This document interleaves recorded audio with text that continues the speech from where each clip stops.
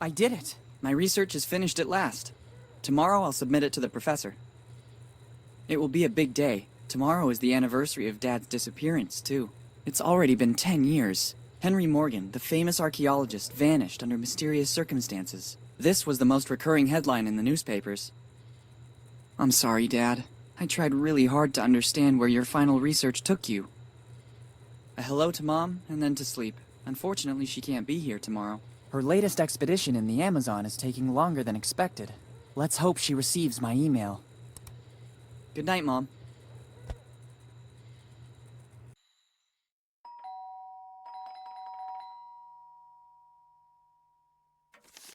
Coming! This postman believes that everything he delivers is urgent. One can never even get a few hours rest. It's only 2 p.m. The day has only just started.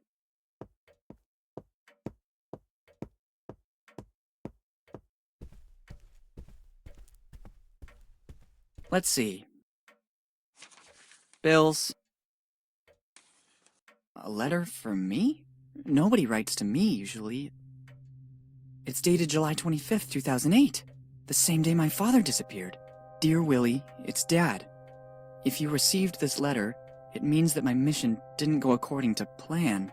I can't linger or I would put your mother and you in danger. You must go to the old inn in Bonetown as soon as possible. Room 09, but never trust anyone. Everything begins there in the warmth of a friendly place. Love, Dad. It certainly isn't a prank. The style and handwriting are my father's. I've looked for clues to his disappearance for 10 years. And I even got a letter from him. I must leave for Bonetown immediately. I'll have to manage somehow, because Mom is still traveling. But Bonetown isn't far. With a little money and a bike, I can get there in a few hours. I saw the bike around the house. There's even some money around here somewhere. Off we go! Perfect, I already found the bike. Or rather, what's left of it. To leave, I'll need all the other parts too. Hi, I'm Willy. Would you like to take a short tutorial to learn how to handle things in my world? Good, let's do a quick overview of how to play. Let's start with the basics. By holding down the space bar or clicking on the icon at the top left, you can highlight the objects with which you can interact. Try to see what happens. Great! As you can see, the hotspots are marked with an icon like this one.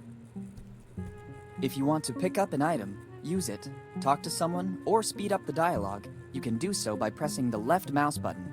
Now try to pick up the object you spotted a few moments ago.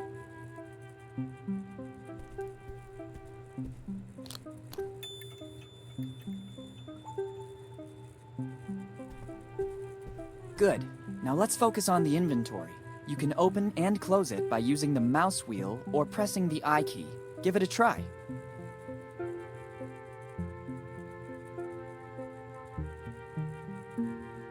One step at a time.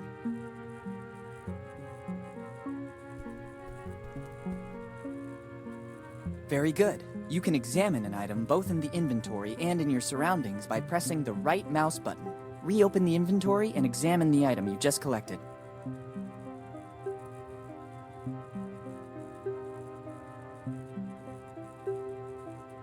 Perfect. We have completed the tutorial. Here's a last bit of useful information. You can open the pause menu by pressing escape or by clicking on the menu icon at the top right. Finally, by double-clicking with the mouse on the directional arrows, you can immediately move from one place to another. If you are uncertain of what to do, you can access the help section included in the pause menu. Let's start.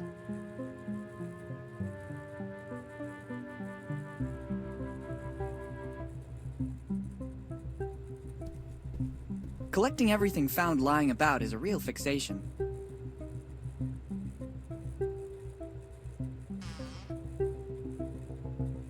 Essential for traveling.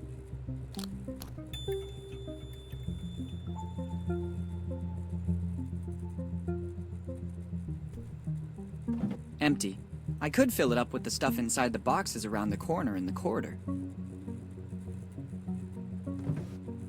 They will come in handy. I'll take them with me. Here they are. Too many drawers. I don't have enough clothes to fill them all.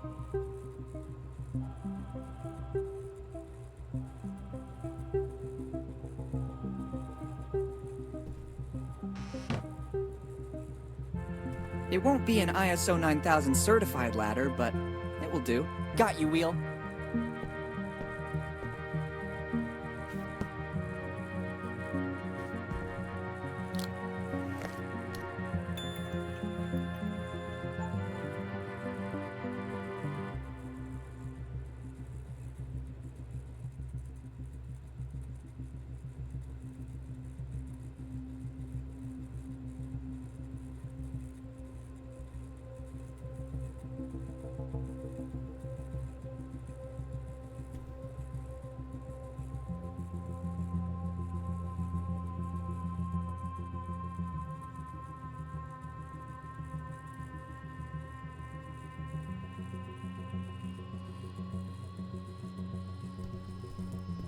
Its contents could come in handy.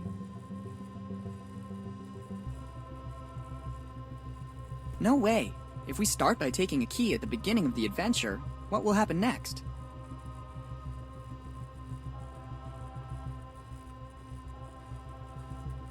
It won't come off. It looks like it's bolted on.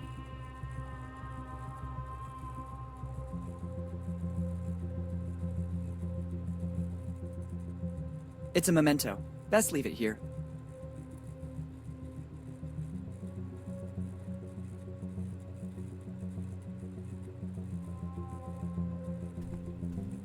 One of the most precious books in my collection. I can't tell you how many times I've read it.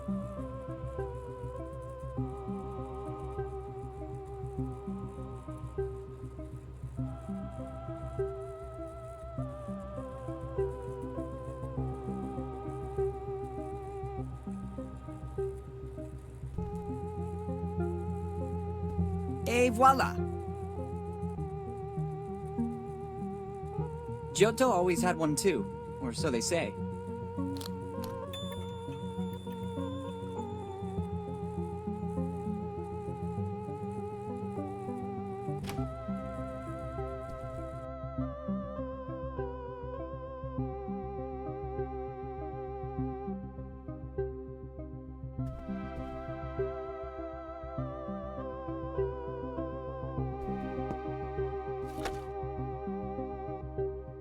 If only there was a rubber chicken, but these could come in handy too.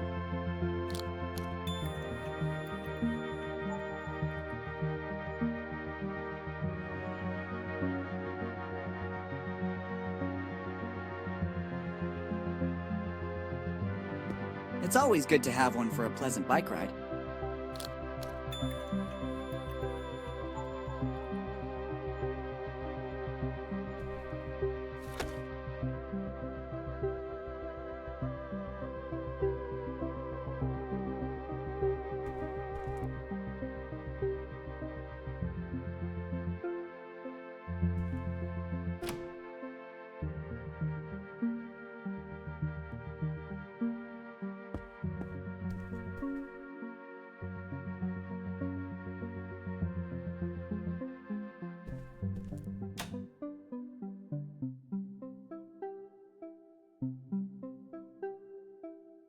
Let's take it.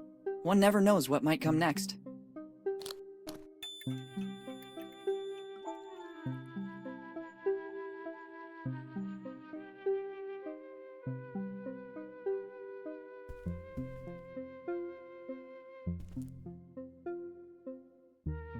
I feel more at ease taking it with me.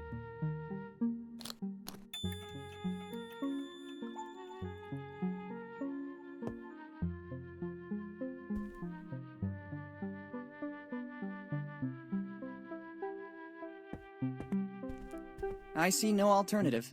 Now you'll discover the huge power of a plunger.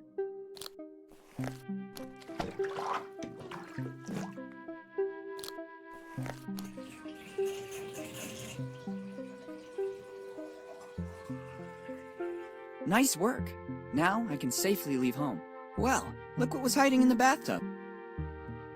It's certainly a part of the bicycle. I'm amazed by the extremely intelligent use I made of it.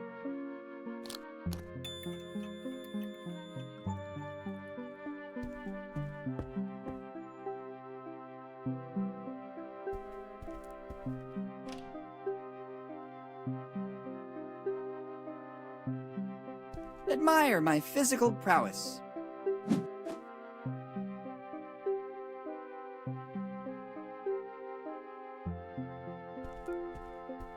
Strange object. Let's see what happens when I pull one of the branches. I thought so. Ingenious! Typical of my mother. I bet she designed it. Look at the nice ring inside it. It looks ancient, and there's also an engraving inside. Difficult to make out. SC Arvis Mag A. I think I know what it is. I'll put it in the bag. It might come in handy. Wow! Now in your inventory you have items that you can combine. Doing so is very simple. Open the inventory, select an item with the left mouse button, then select a second item. If successful, wait a few moments and you'll see these items combine and a brand new one will appear. This will certainly be very useful. Try to combine the item you just found with another item you already have in your inventory.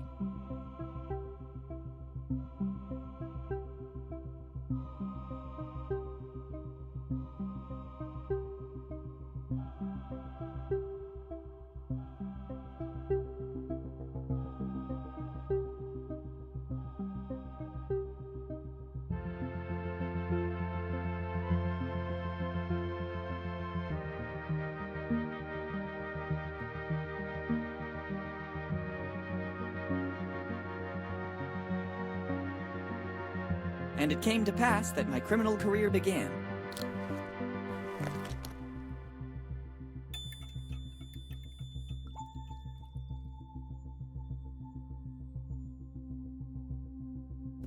Let's see what's wrong with it.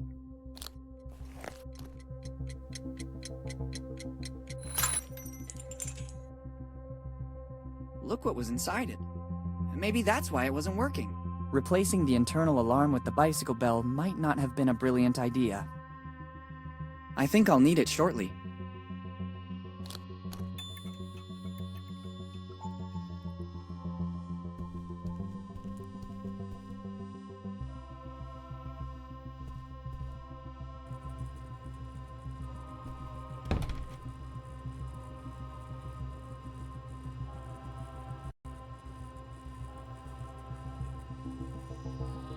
Let's see if this rubber hammer might come in handy.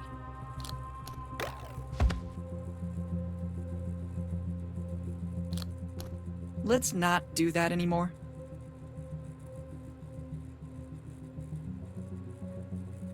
Excellent idea.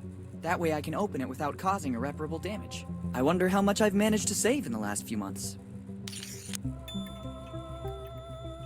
I expected more. All that noise and all I got is this lot of gears? I don't even know how they ended up in here.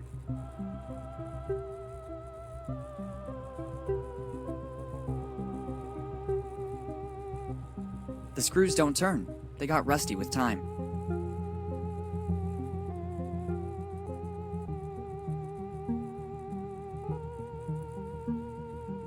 It has to be liquid in order to use it. It won't come out of the bottle otherwise.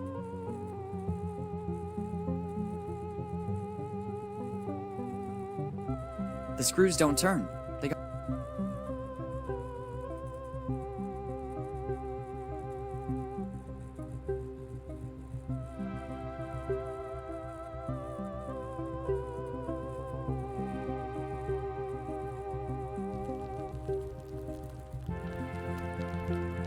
Excellent! The heat from the lamp is melting the oil.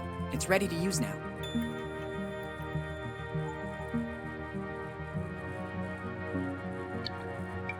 The rusty screws are loosening up. I also finished the suntan oil. I better leave the empty bottle here. Now it works.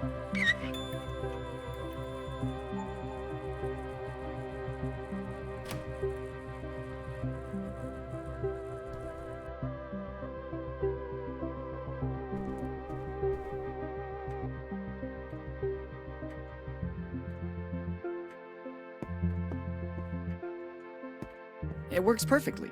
I would only run the risk of damaging it.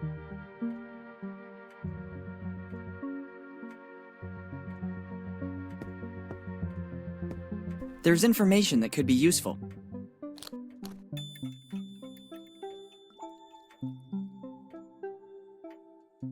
Here are a few notes I've written down lately. Fix Mom's alarm clock. And there's more. Here are a few notes I've written down lately. Buy new sun lotion. And there's more. Here are a few notes I've written down lately. Save money. And there's more. Here are a few notes I've written down lately. Return books to the library. And there's more.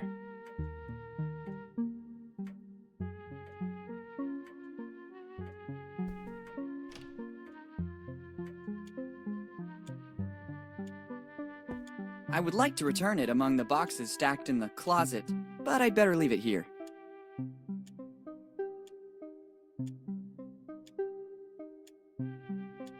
I could do with something to cook. Others use it to cook sweet little furry animals. I prefer heating up something already cooked.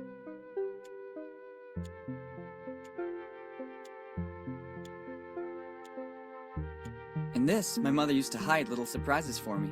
Let's see if I'm still lucky. Would you look at this? It looks like there's a little emergency money in the bottom of the tins. There's no greater emergency than this.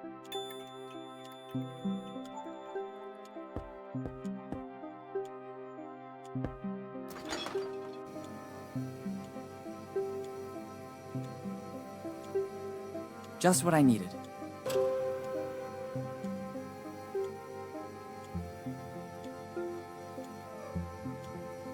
I couldn't go anywhere without it.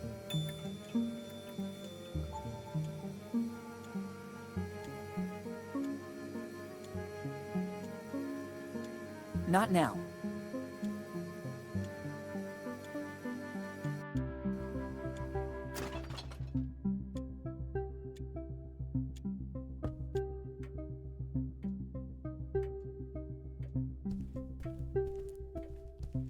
How can I possibly use it? Maybe this is the best place for it.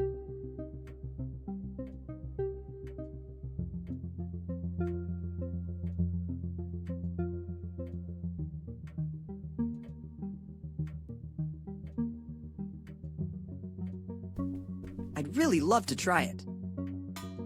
I think there's still something missing. Another part. Almost ready. I need a few more parts first.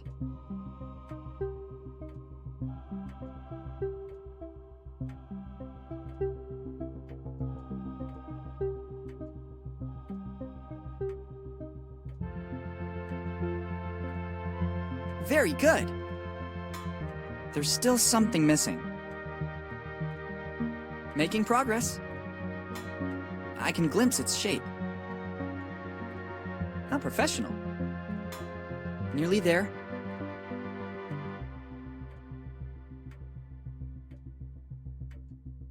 It's not time yet. Perfect. A few more parts. Nearly there. Not long to go.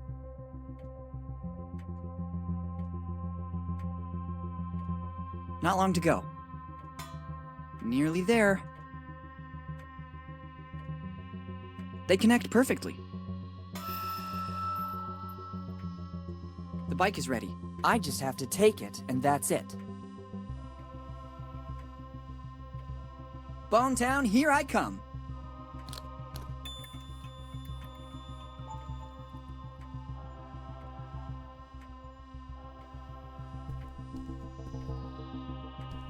Let's go.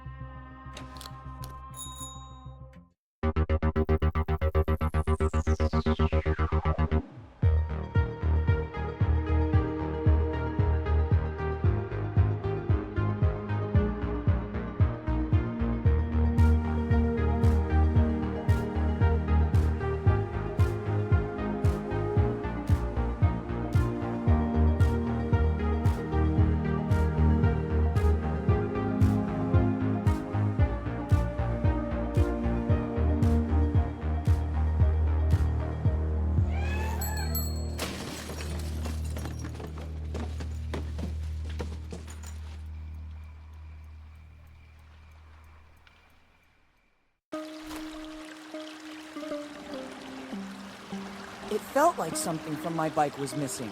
I forgot to mount the brakes in my hurry to leave. Fortunately, I escaped without any major damage. Better take what's left. I'm especially sad about the bike. I was very fond of it.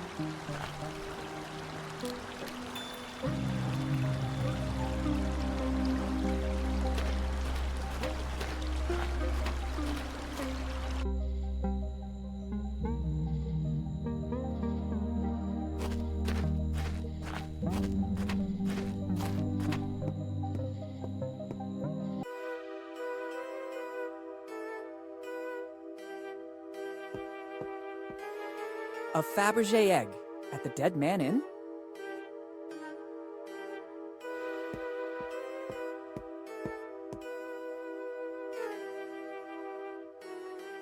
Good evening, my good man. Good evening, boy. How can I help you?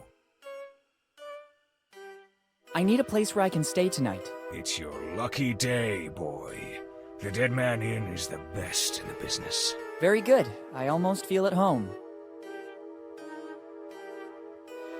Are there any rooms available? I'm happy to check, but I have to warn you, we are in peak season. In this one, we still have to clean up bloodstains. Room 08 is already occupied. By me. I just have number 09 and 10 left.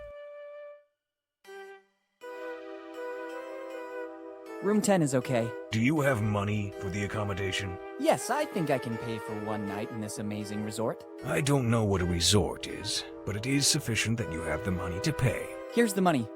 Kid, this isn't much. It will only be good enough for one night. I think that's enough. Good. To whom do I have the honor of speaking? Morgan. Willy Morgan. Morgan. That name sounds familiar to me.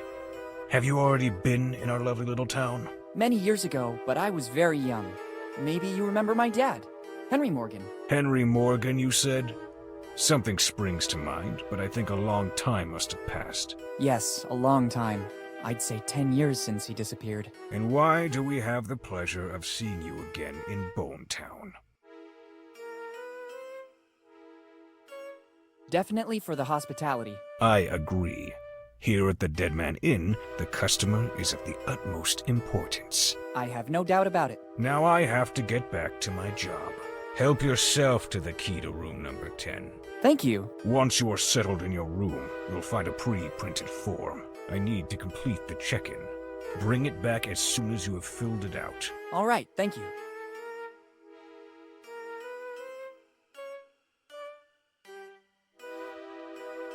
Thanks, and goodbye.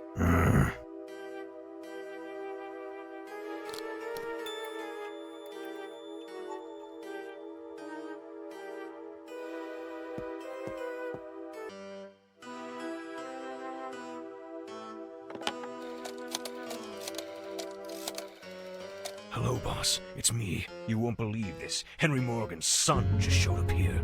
Henry's son? Why did he come here? He hasn't said too much about the reason for his visit. What do you want me to do? Do I warn Bob? Yes, standard procedure. Okay. As soon as the kid comes back here, Bob will take a good look at the belongings of the young Morgan. Sure, boss. I'll keep you posted. See you later.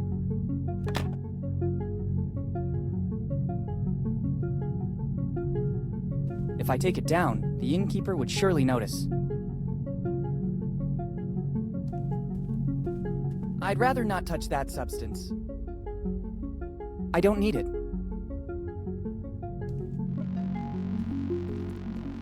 I'd rather admire it on this wall.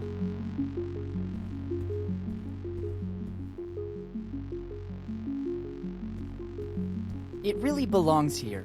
I wouldn't want to upset the symmetry of this place.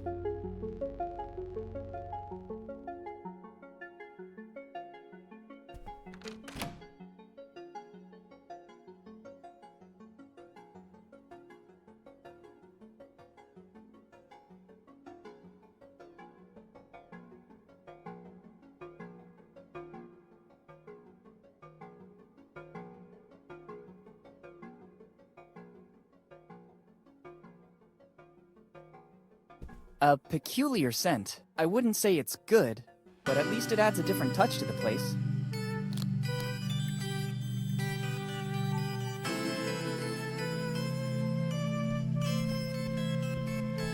First, I have to fill in this form, and then I can use the services of the room. haven't got a pen with me and can't see one around. Better go back to the innkeeper and ask for more info.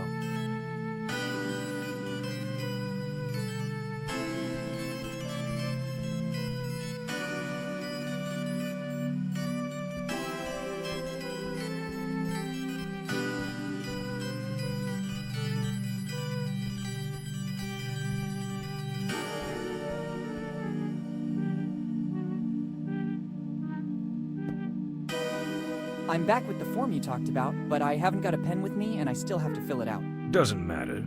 Give it to me so I can write the essential data down. Thank you. Name and surname. Your memory is a bit spotty.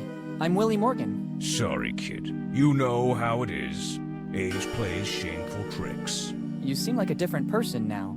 Kinder and more friendly. Maybe I left you with a bad impression before. I'd like to make things right now. Did you hear that too? Hear what? There are a lot of noises in this inn.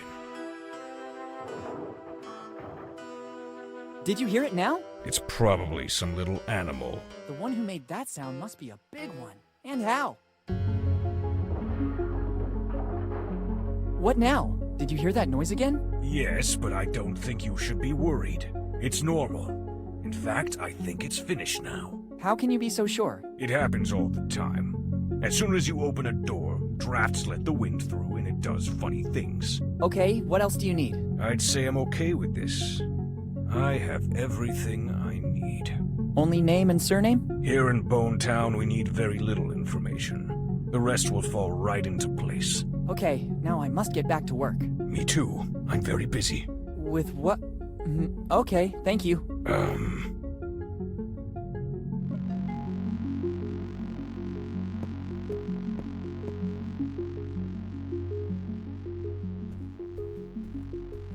I'd rather not touch that substance. I shudder to think what it might be. Color and density do not bode well.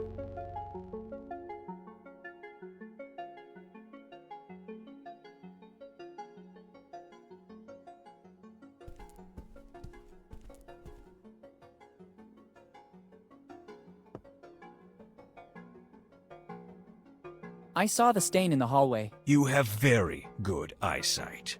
It blends well with the rest of the upholstery. Well... I'm waiting for the cleaning lady to use her expertise to remove that. I'd like to have a touch of freshness in the air when it's done. I expect that won't be easy. Thanks, and goodbye.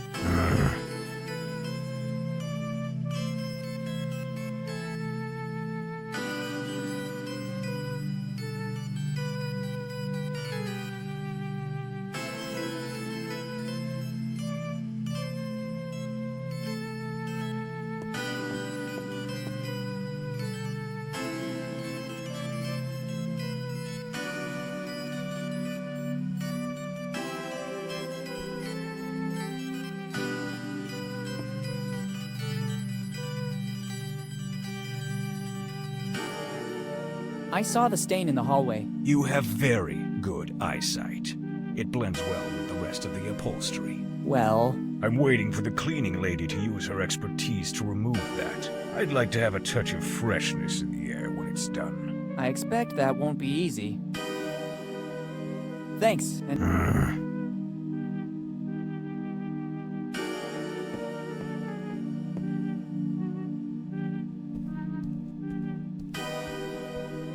Better not go inside. If the innkeeper finds out, I'd be concerned for my safety.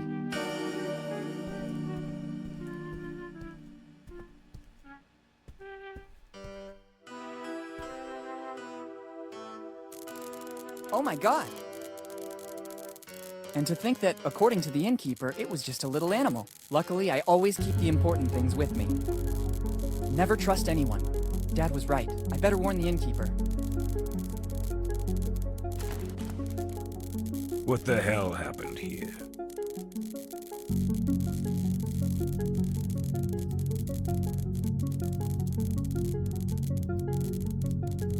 I guess a robber came in and trashed the whole room. I cannot be 100% sure, but all clues lead to that. Have they taken anything valuable from you?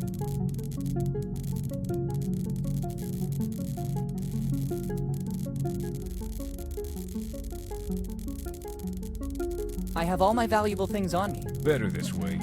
The Dead Man Inn is the most comfortable in the area, but it doesn't have any insurance in the event of theft, disappearance, or death. I was lucky it was just a theft. Unfortunately, there have been many such cases in Bone Town lately. Seeing the current condition of this room, can I have room 09 now? I already explained that I can't. I'm awaiting a huge influx of tourists in the next few days, and I need that room. If you could wait just a few minutes, I will clean everything up like it was before. Then, as compensation, I won't make you pay from tomorrow night on. Your kindness astounds me. Seems I can't do anything other than accept it. Wise choice. Now, if you can clear out, I have to clean up the room. If you give me the key back, I'll clean up everything and give it back to you at the entrance. I'll take a moment. Using the back door, I'll be at the entrance before you arrive. Thanks, my good man.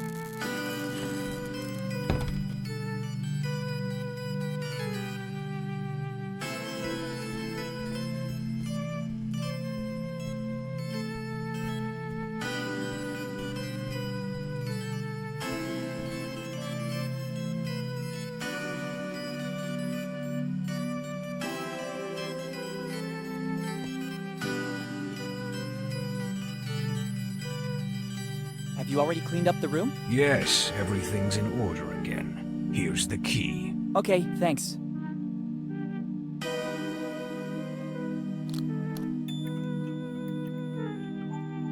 And you have all the services of the Dead Man Inn at your disposal. Like what, for example? The most important one is room service. And following that, the Do Not Disturb. What's the do not disturb? It's this amazing object. Only paper of the highest quality for our customers. With the writing, Do Not Disturb, in giant letters. You just have to hang this on the door. And I'll know you don't want to be disturbed. Here, take it.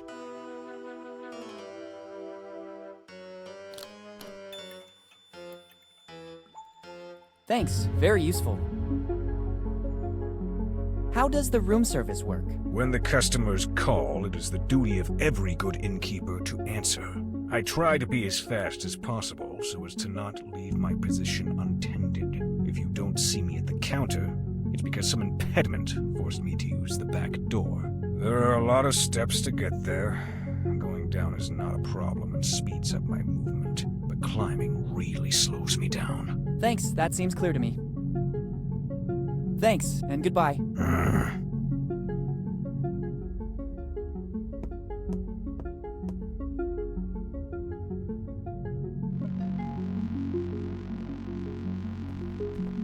Let's see if I can.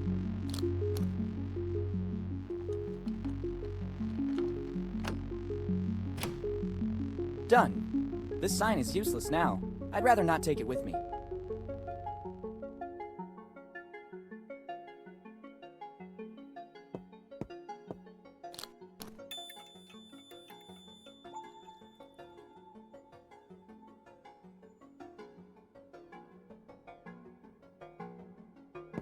The things I have to do. Let's just hope it doesn't spill. I wouldn't really know what to use to get rid of this stink.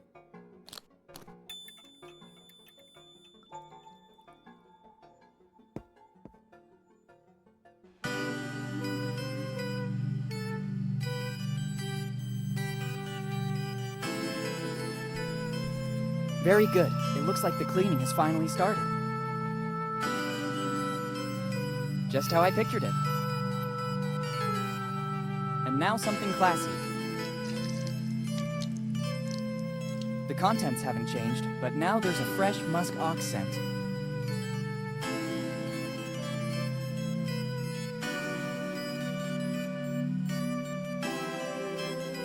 After all the work I did to give it a decent fragrance? No way.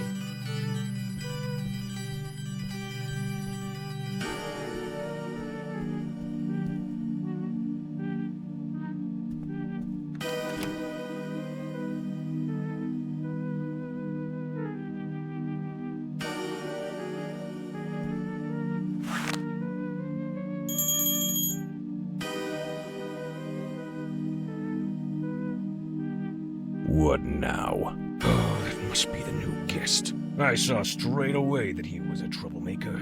Better go check. Agile and silent like a ninja. I didn't even realize the cleaning lady finally got to work. Better not walk across it. I'd risk ruining this beautiful work. Oh, she also added the essence of muskox. My favorite. I'll go around the back.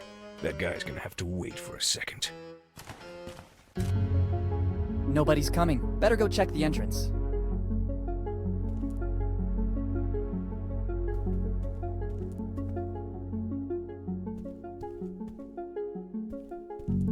Better not go inside. If the innkeeper finds out, I'd be...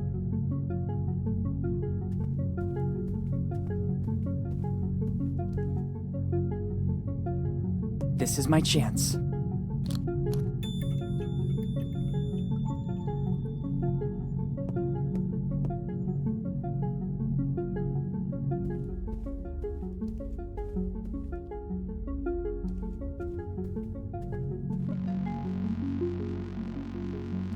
Let's hope there won't be any other obstacles. At last! I don't trust taking them. There's the chance they could have been eaten by mice, the owner of the place, or the cleaning lady. In any of the three cases, I don't want to take them with me. Everything starts there, in the warmth of a friendly place. I think my father meant warmth in a literal sense. Perhaps he hid something in the fireplace. Let's try searching there.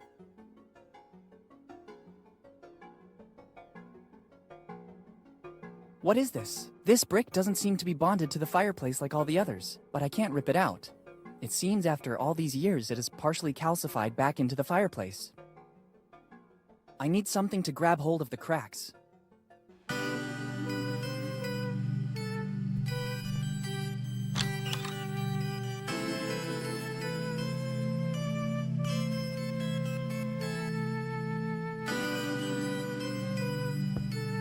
Tough luck. Fate really doesn't want me to take a shower or a bath.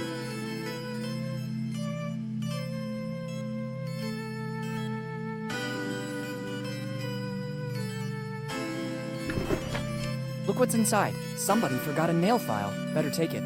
It could come in handy.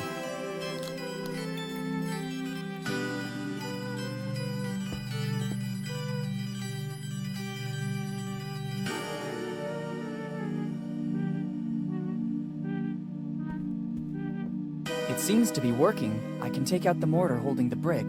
Clever, a niche. Let's see what's inside. It looks like an old library card. It belonged to my father, Henry Morgan. Last read book, Properties of Concrete. What did my father want to tell me?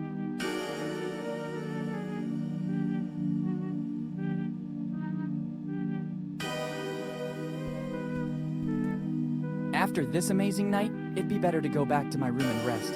First, I'd rather take the key to room 09 back to reception. I'd prefer to avoid having problems with the innkeeper. I have a really big day ahead of me tomorrow.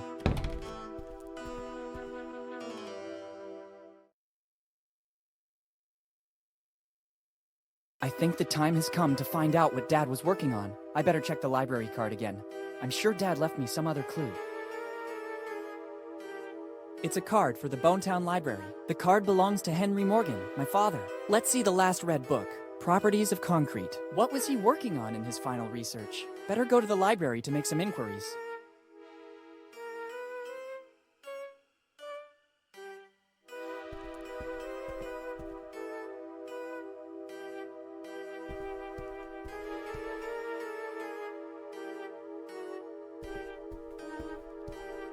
I'd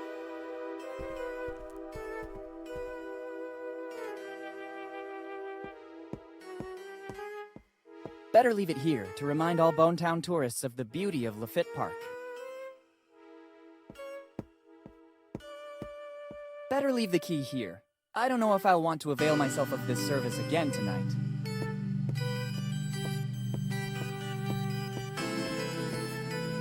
I guess it's a good idea to ask for directions to the library.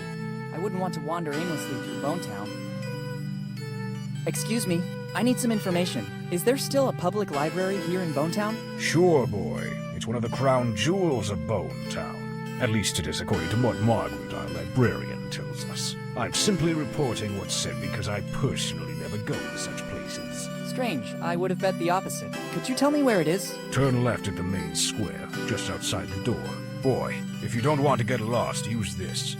It's an old Bone Town postcard, but it was used as a tourist map during the golden years. It could be of use to orient yourself and move around Bone Town.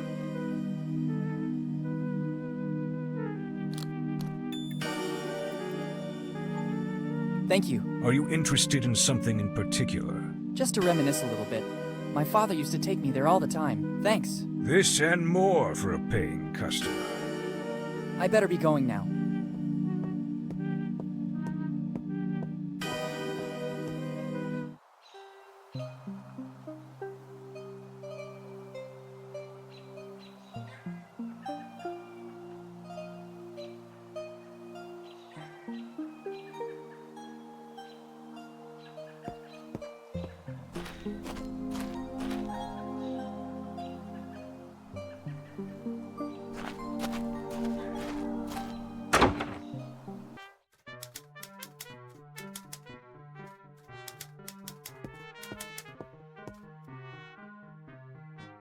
Good morning. Good morning. How can I help you? What happened to Bone Town in the last few years? The city has always held more allure, at the expense of the small villages, and Bone Town is no exception. All the young people left when they had the chance, leaving the town in its current sorry state. It seems you know our town well, although you're so young. Can I ask your name? Of course. I'm Willy Morgan. I'm Margaret. Margaret Teach. But for those who attend the library, I'm just Margaret. Once there was a Morgan here in Bone Town too. Then he left, seeking fortune, and he became famous. But he never stopped coming back to visit Bone Town. I don't think you know him. You mean Henry Morgan by any chance? You surprise me, and that doesn't happen often. The point is, I know him very well. Henry was my father. I'm sorry, kid, I didn't know. Don't worry, it's been a while. 10 years ago, right? How do you know that? Kid, I'm the librarian. I basically remember everything that is put on paper, and Henry used to come to our library a lot. Do you know anything about his disappearance? Unfortunately, only what I've read about. One night he was here in Bone Town. The morning after, it's like he vanished into thin air. Not a clue, not a trace. No letters or anything that could have guided the search parties to a solution.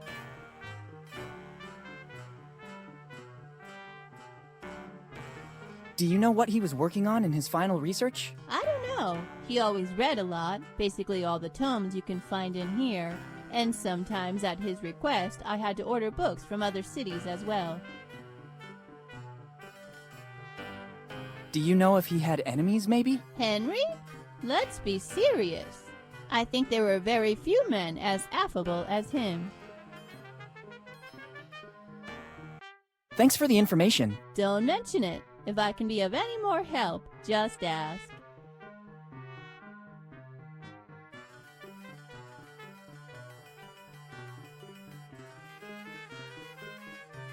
I need to consult one of your tomes. It's always a pleasure when someone wants to benefit from the services offered by our library. What are you looking for?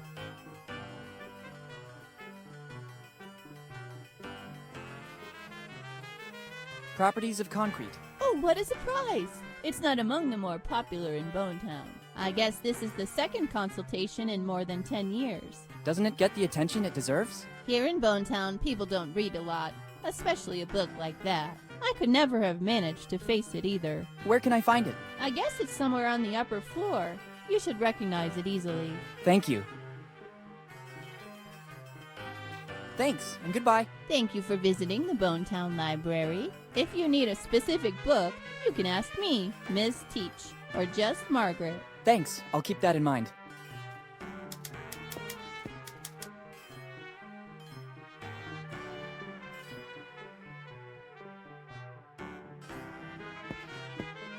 It's stuck under the huge number of books on the desk. I must find a way to free it.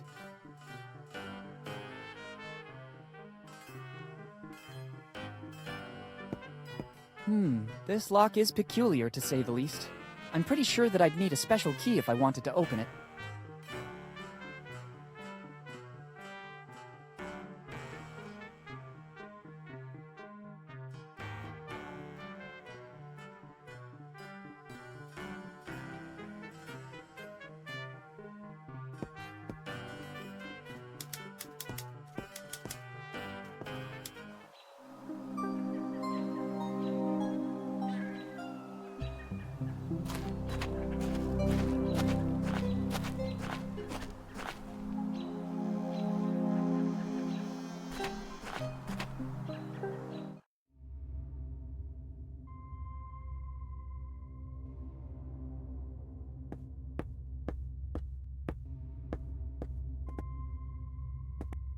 Whoever could have hidden it here?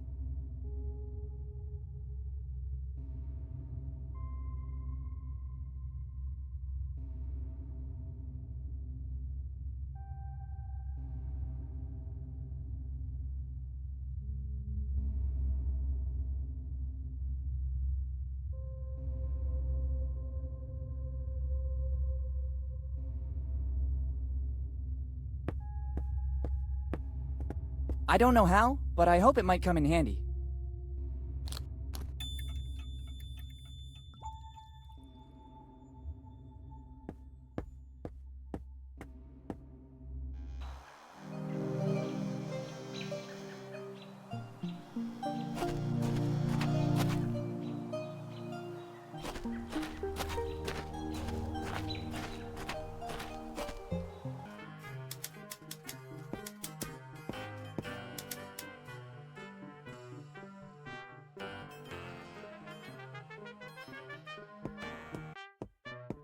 Let's try.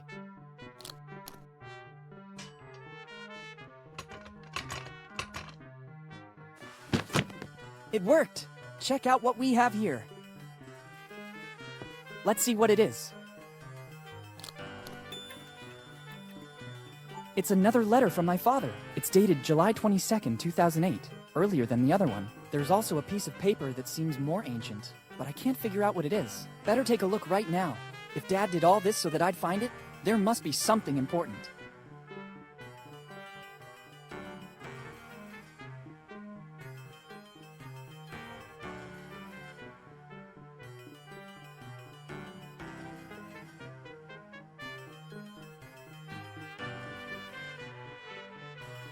Now I understand what the piece of paper was that I found with the letter. Dad always performed great feats, but I never imagined he was looking for kids' treasure. It has always been said that it was basically a legend. I don't remember the complete story exactly, but maybe the librarian can help me. And I have a list of names.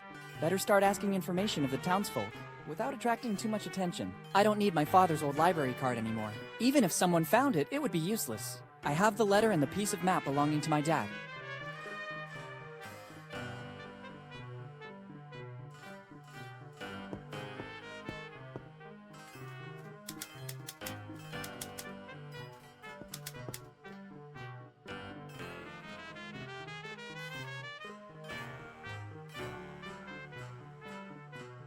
Do you by any chance know the story of Captain William Kidd? Sure, it is mostly a legend. In the golden era of piracy, Kidd stood out for his endeavors, if you could call them that. The endeavors of a pirate aren't exactly heroic most of the time. Anyway, his ship, the Adventure Galley, was supposedly filled with treasures when it suddenly disappeared.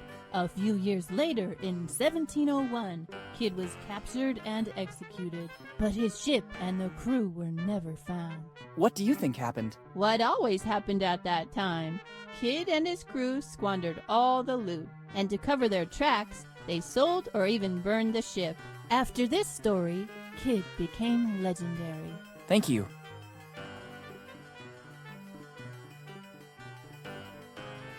Thanks, and goodbye. Thank you for visiting the Bonetown Library. If you need a specific book, you can ask me, Miss Teach, or just Margaret. Thanks, I'll keep that in mind.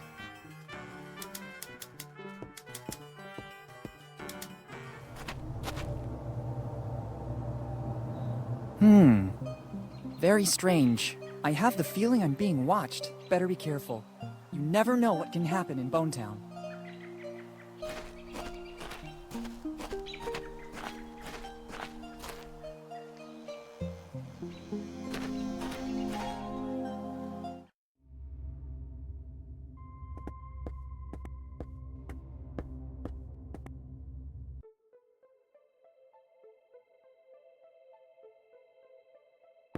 There's something written. Free. Maybe it will come in handy. Go ahead and take it. It will open both your heart and your mind. Some stickers to support Tom Rayleigh's cause are included as well. We also need your help to make this artist known. Thanks. Prisons, the story of Tom Rayleigh. Now I know why this book is free. It seems more like a series of rambling stories instead of a serious biography. Maybe there's just one bit of plausible information. Here it says that Tom Rayleigh's past is dark. He was repeatedly put in prison in Bonetown for being drunk and disorderly. The stickers are nice, but the book is useless to me. I'd rather put this book back in its place. Probably someone else will find it more interesting.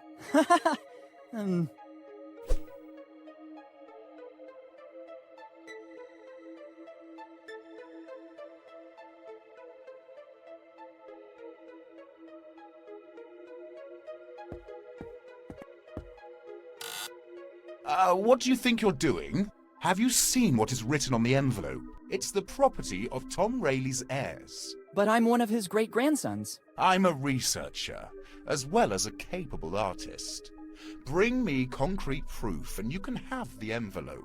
Until then, the envelope will remain museum property.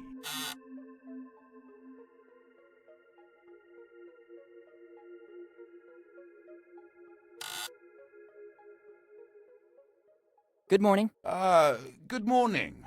Can I do something for you? I am very busy and I'd hate to lose time. Are you the museum janitor? No. I'm the curator, as well as the only artist in Bonetown. Remarkable. Busy doing what? I don't think you'd understand. You don't look like you have an open mind like us artists. Come on, share it with me.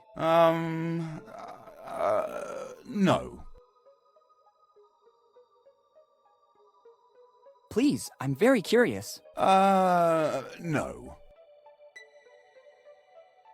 Okay, I don't think it was that important anyway. Not important.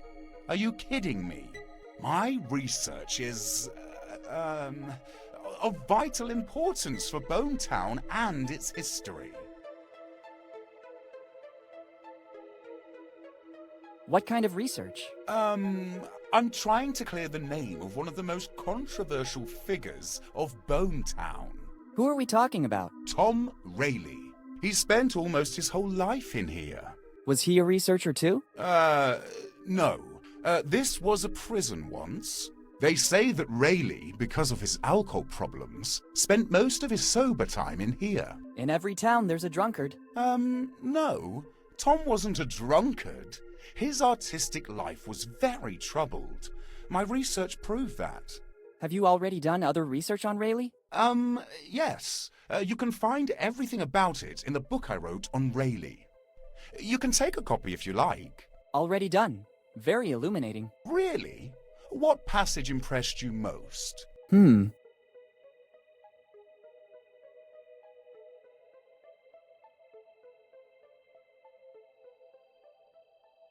Practically everything about Tom? You're already calling Tom. I transmitted empathy, so I've done a good job with the book. Just what I meant. How come you're so obsessed with Tom Rayleigh? It's not that I'm obsessed. Tom Rayleigh was an artist, just like me. Some of the objects in here are his works. But, as with all misunderstood geniuses, he had a devil inside. Some people claim that, in the midst of a drunken stupor, he could produce his best works. But once he was sober, he destroyed those works because he deemed them not to have been done by him. And I, being a misunderstood genius myself, now want to clear his image. If you say so. And how do you think you can do that? I'm trying to recover all the works left by the master. And in the meantime, I'm tracing Rayleigh's great-grandsons by delivering the only thing he left here in Bonetown. Money? An artist with money? I don't think that's possible. His dignity? No. A toothbrush? Don't joke about that. We artists are not interested in personal care. I'm glad to hear that. I'm talking about that envelope. What are the contents of the envelope? I don't know. It's an official document classified by the police and kept here in the museum. It says for Rayleigh's heirs. I can't open it. It would go against my artist's code of ethics. And probably against some laws as well. Yes. I'm looking for Rayleigh's heirs to deliver it. So I might know what happened to Rayleigh once he left Bonetown, too. Goodbye. Yes. Goodbye.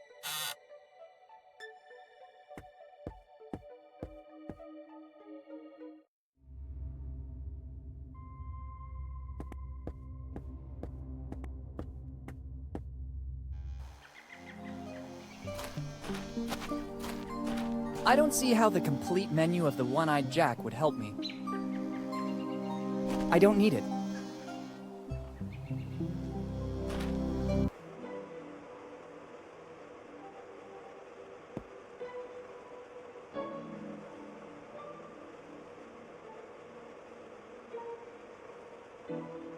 Good morning. Good morning, and welcome to the One-Eyed Jack of the Bellamy family. I glimpsed the menu outside the club. What's your specialty? Chicken, kid. Delicious, free-range chicken. Only chicken? Absolutely, kid. Chicken is our main ingredient. Healthy, genuine, and it's not fattening, so you can eat as much as you want. We Bellamys have invented more than 100 recipes to serve it with. A diverse menu, then. How's business going? Money is not important to the Bellamys. Our forefather, Eddie Bellamy, left us a little nest egg to pursue our family mission. And what would that be? Find the chosen one. Are you a great-grandson of Eddie Bellamy? Absolutely, kid. My great-great-great-great-grandfather was the best cook of the 7 seas. He was the one who founded the first One-Eyed Jack. And since then, we've come a long way. Do you mean that you've expanded all over the world? Absolutely not. Bonetown has always been the one and only place where you can taste one of our delicacies. Do you mean that you've introduced new, original recipes? Oh, absolutely not. Nobody can improve Grandfather Eddie's recipes. A distant cousin tried to do that, starting his own company, the Mix something. But I haven't heard about it since, so I don't think he had our luck. Surely not your luck, yeah. I don't get it, but it's okay anyway. What do you mean by chosen one? The family legend says that Eddie Bellamy, progenitor of the Bellamys, learned every recipe on how to cook chicken. But his efforts in the kitchen seemed not to be appreciated by customers, who considered his recipes mere common chicken, bumpkins. So he created the only meal that was not chicken-based, the Bellamy cookie. The patrons seemed to be thrilled by the extraordinary innovation. But Eddie, given the indifference his cooking received before that, imposed one condition. Only the chosen one could taste the cookie from the Bellamy recipe. And since then, from generation to generation, the search has kept going. Which cookie are we talking about? The sacred cookie, contained in that glass case, built to keep its fragrance intact. How long has it been in that case? Since the day it was baked by Eddie Bellamy. And according to legend, it seems Eddie found a recipe for a pastry that could last for centuries without losing its fragrance. Do you mean that in all these years, nobody was able to earn the right? Absolutely not. That is the original cookie.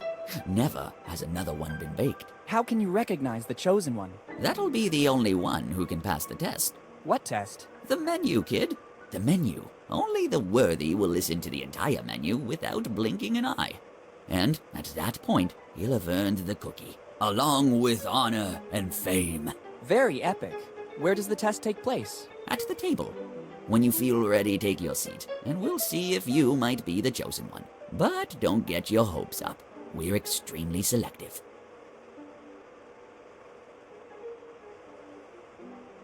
Thanks, and goodbye. Thanks to you, and enjoy your stay in Bonetown.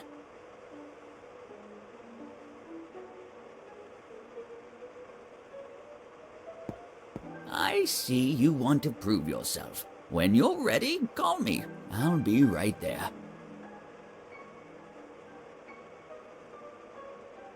I feel ready. Very well. I'm coming. let's begin the test. We'll soon know if you're the chosen one or just another common person. Our menu includes mushroom chicken, algae chicken, egg chicken, spicy chicken, sweet corn chicken, pepper chicken, olive chicken, chicken and vinegar, blah blah, chicken, blah blah blah, free range, blah blah blah blah, herb crusted, blah blah blah. Kid, hey kid, the test is over. I'm sorry. I thought you were different from the others. For now, you're not the chosen one. And yet I was sure I'd be the one.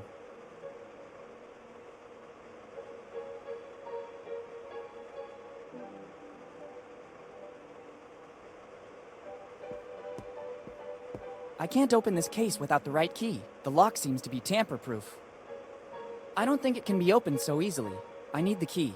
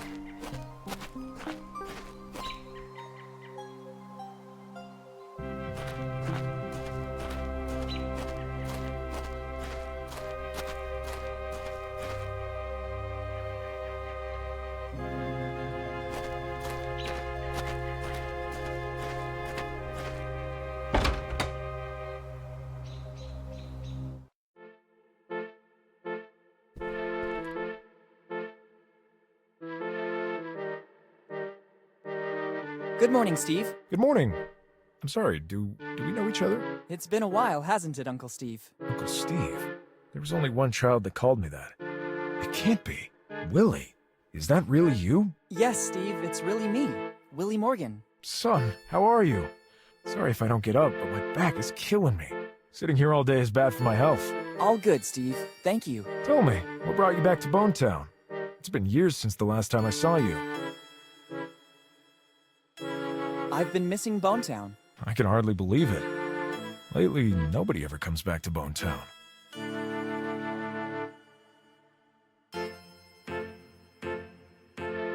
For the anniversary of my dad's disappearance. It's been 10 years.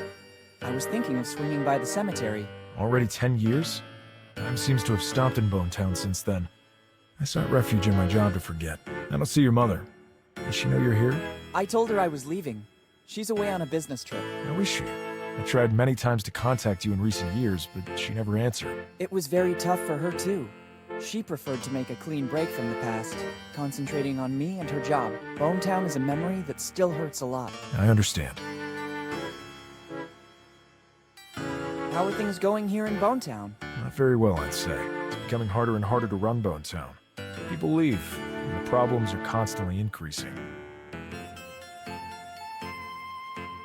Yes, when I got here, I had problems parking my bike. Parking problems as well? That too must go on the list. You mean the lack of courtesy at the old inn? Are you staying at the old inn? The owner seems to be grumpy and surly. But actually, all right. I'll try to talk to him at the first opportunity. I'll write it down among the many things to do. I'd let you stay here, but to deal with the city expenses, I left my old house. Now I sleep in that little room over there. It's the only way I've found to be able to run Bonetown as best as I can. Have you ever thought of hiring someone to give you a hand? Yes, but funds are limited, and nobody wanted to take on this responsibility. I saw some construction work on the buildings. That's one of the bigger problems in the city. It seems that our water resources are drying up. Some people say that upriver, certain companies have been doing excavations that caused the fracturing of some faults. But I launched an investigation, and there's no correlation. So I'm trying to solve the problem by recovering rainwater. And at the moment, it seems to be working. I hope so, for Bonetown.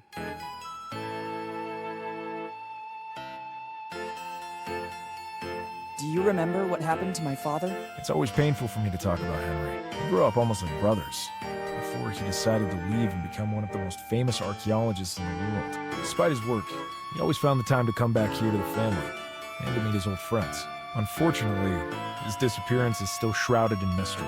The night before that fateful day, we went out together. We said goodbye in front of the old inn, where he was staying. The next morning, I stopped by to say hello, but there was no trace of him. His room was intact. The innkeeper said he didn't see him going out. That's all I know. Since then, I've been racking my brain to understand what happened. Henry seems to have vanished into thin air. Just like Mom always tells me.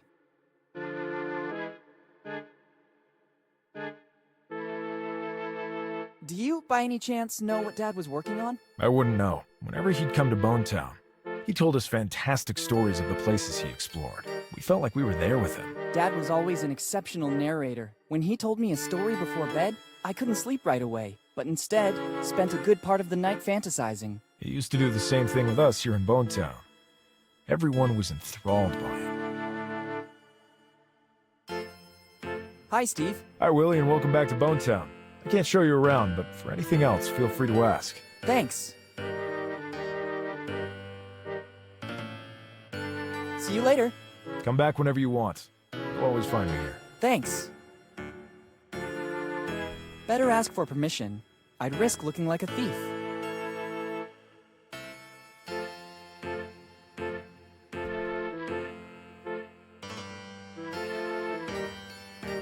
Can I borrow a stamp? Of course, as long as you use it responsibly. Even if they're dated back, they're the official stamps of Bonetown. Thanks. I will use them well. Actually, when you're finished with your stuff, you can help me out with that stamp. I have a lot of paperwork to authenticate. Gladly. See you later. Come back whenever you want. You'll always find me here. Thanks.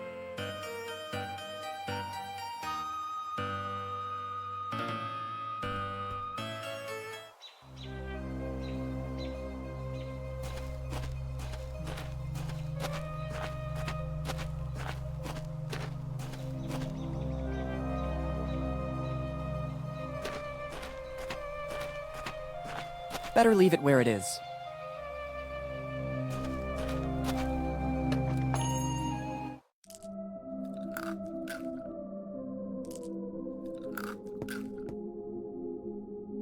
Good morning. Good morning. What can I do for you? I was just browsing. No problem. But please don't touch anything without my permission. I've arranged everything so that it will make my work easier. What work? I'm developing a recipe that will make me rich. I just have to find the final ingredients.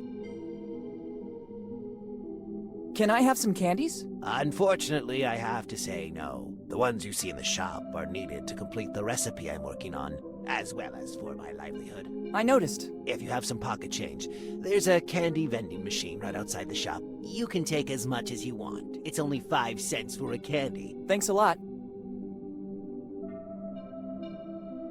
What are you working on exactly? It's a recipe of my own concoction for a new non-alcoholic drink. As soon as I find all the ingredients, I'll patent it. I've written everything I need on this piece of paper I found in the back room. There's still some ingredients missing to complete the recipe. Then I'm sure my life will take a turn, and I could say goodbye to Bonetown. Can I help you somehow? Let me think. Maybe there's something you could do. I need to go to the warehouse to get some things I couldn't find anywhere else in town. But I need a specific plant that grows here in these surroundings. It's a plant with white flowers that only grows in places exposed to the sun, but also with enough moisture. No problem. I'll see if I can pick one up and bring it to you. No. It's extremely delicate. Any contact with the acids in human skin could ruin its essence. You should use specific instruments to pick it up and carry it. If you're willing to give me a hand, I can provide you with all you need. What would I get in return? Fortune and glory, kid.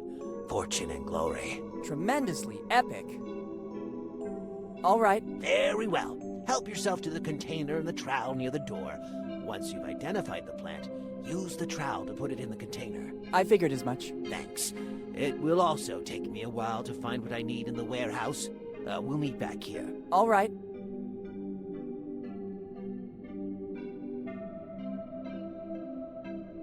What's that piece of paper? I honestly don't know. I was going through the back room when the new recipe suddenly hit me. I grabbed the first piece of paper I came across to write down the ingredients. Can I see it? I'd rather you not.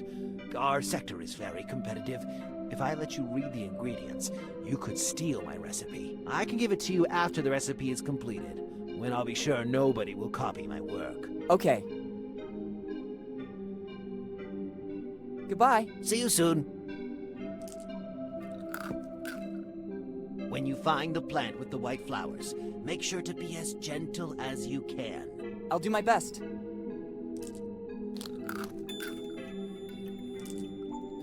I better be going now. The owner was clearly in a great hurry to leave.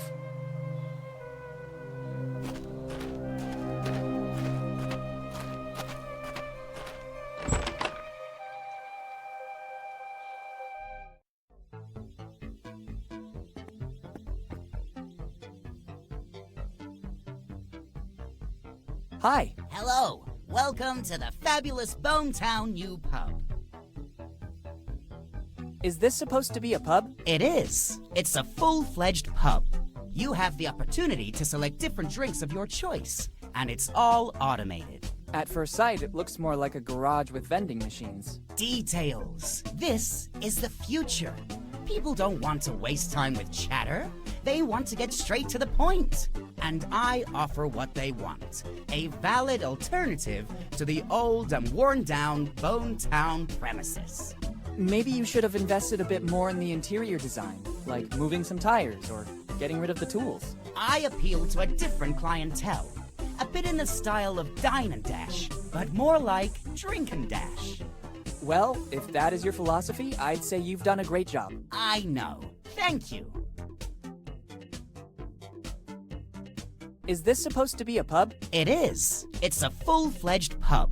You have the opportunity to select different drinks of your choice, and it's all automated. At first sight, it looks more like a garage with vending machines. Details. This is the future. People don't want to waste time with, and I offer what they want. Maybe you should have invested a bit more in the Well, if that is your philosophy, I'd say you've done a great job. How is business going in Bonetown? I only opened this business recently, but I'm very confident. The market research I did before opening in Bonetown is very accurate. So it's just a matter of time, and then I'm sure I'll find great satisfaction. What kind of market research? I was passing by Bonetown when I had a car problem. I asked for help from the town mechanic. After the hike to check out my stalled car, he asked me if by any chance I had something to drink. And so the light bulb went on in my head. Ding! If people here need takeaway drinks, I'll be here to serve them. So you just relied on the opinion of a single person who happened to be thirsty? Exactly. I know how to read the needs of a village. It's from little things that big projects grow. I have some serious doubts, but I wish you luck. Thanks, but luck doesn't have anything to do with it. Intuition and precise calculations are the foundations of every solid venture. That's right, I agree. Who's the town mechanic? He's a very skilled local handyman. They still call him the blacksmith here. He can fix practically anything. At first I had some problems with the vending machines, and he took care of making them go again. Now he's tinkering with my car. Now that I've moved here, I don't need it anymore. Since I have no urgency to get it fixed, I told the blacksmith he could work on it during the slow times. Since then, I haven't seen him around anymore. I understand. Goodbye. See you soon.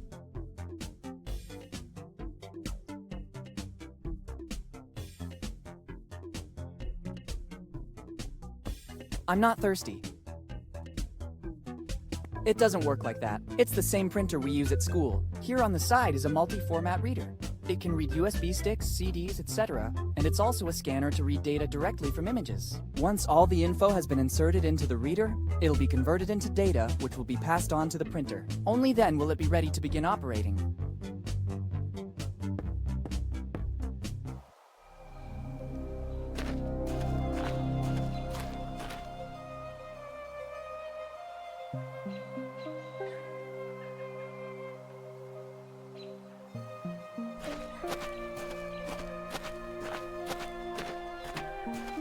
What could I do with a cart with a couple of wheels missing? Let's see if there's anyone here.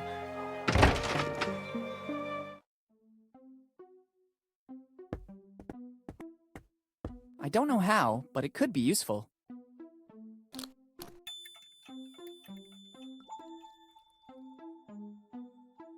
They could always come in handy.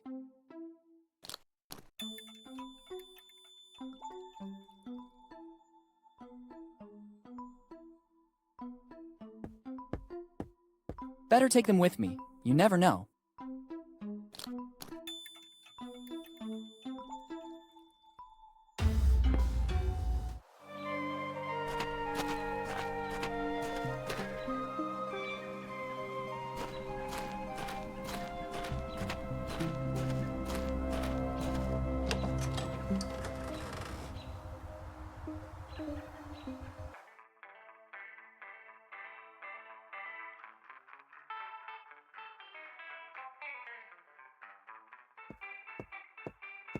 I don't think they would be useful to me, unless I want to take part in a medieval carousel, but right now, that's not among the things I aim to do. This armory is very well stocked. There are some truly unique pieces.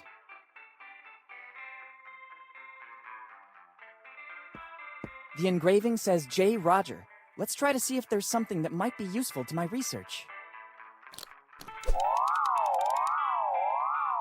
Oops, I better put everything back as it was.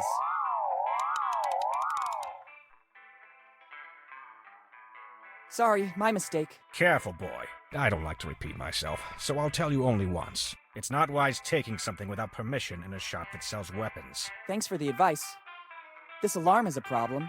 I have to find a way to avoid activating it. They're scissors.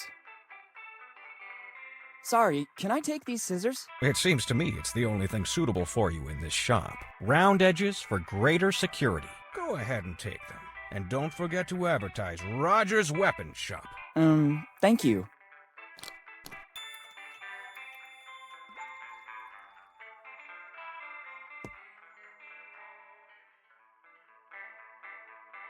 Good morning. Good morning to you, young man. Are you interested in something? I need weapons. Many weapons.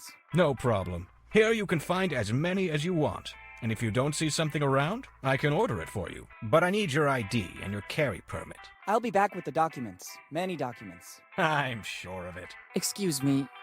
All these weapons are messing with my mind.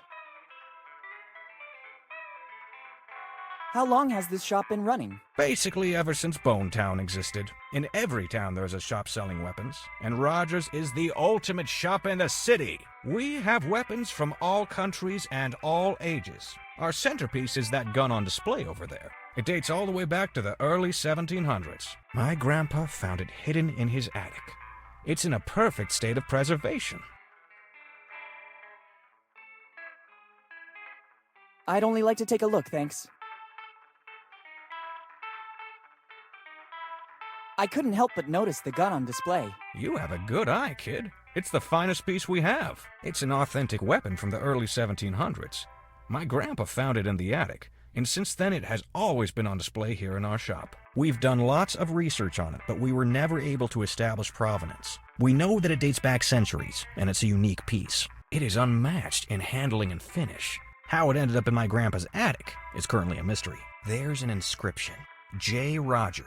We think it belonged to one of our forefathers, and in our family tree, there's nobody whose name started with a J. The first Roger to arrive here in Bone Town was Johann, but he was an Icelandic fisherman. How much are you selling it for? It's the only piece in the entire collection not for sale. Why's that? It's needed to give our shop a certain prestige. Without this, we would just be another common emporium selling weapons. Instead, many people pass through here because they know this relic is here. If I sold it, many customers wouldn't return. I understand.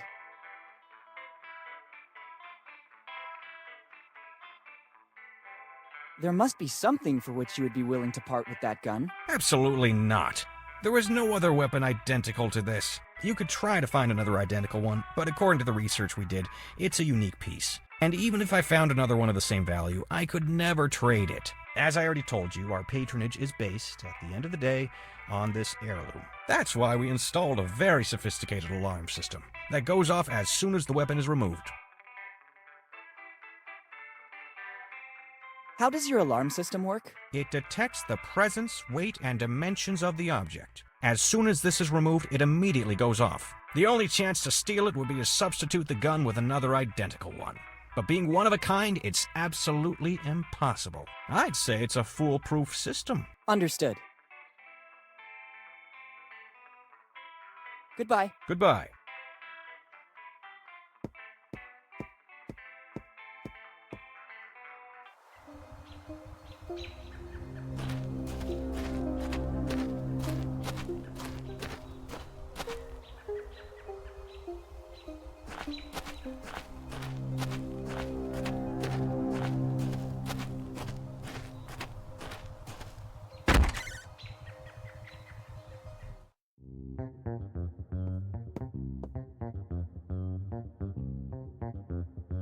Hello. Hello, dude. Peace be with you. May I help you somehow?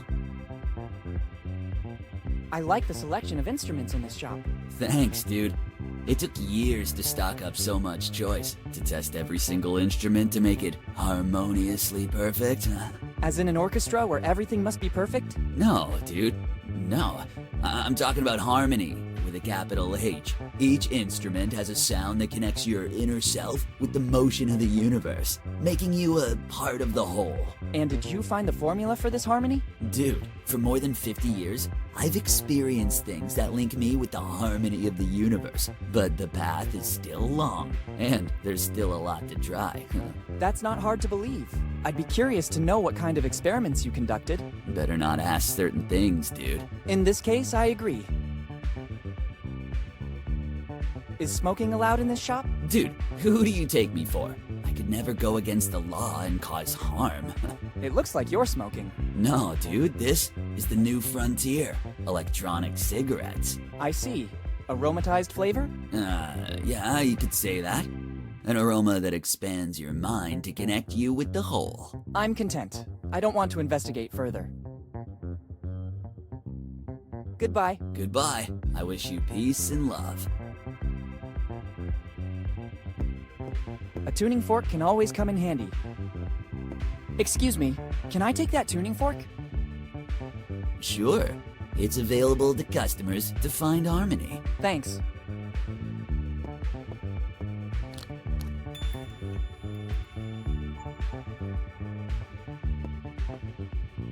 Hey, there are other musical instruments here too, but these seem to be more ancient.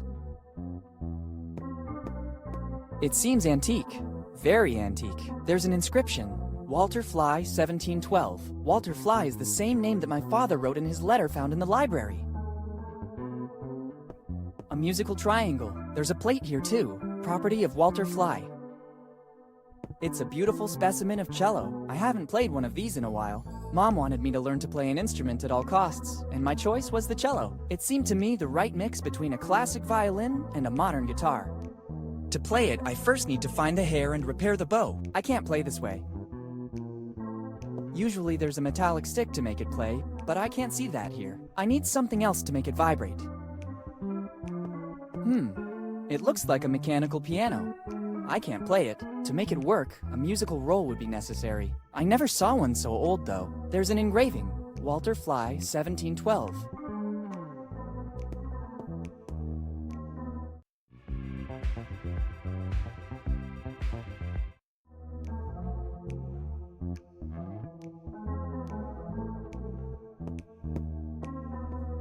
It's a bow, but it's so old that the hair is worn out. I'll take it with me. If I can find a way to replace the hair, I can use the cello.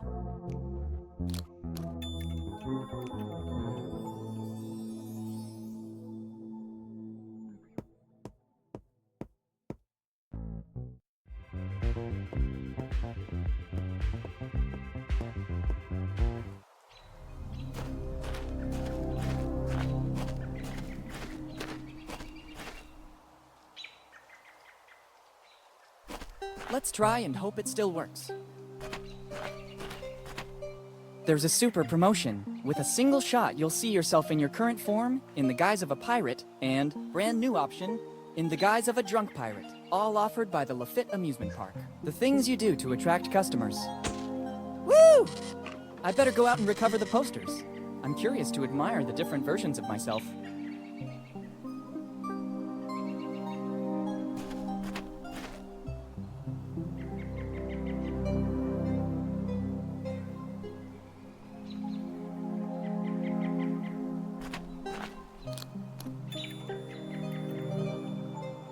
Great, 3 posters of me.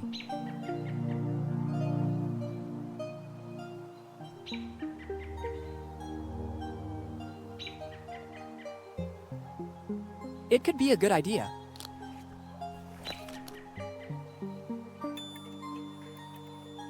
Now I have a nice pair of cardboard eyes.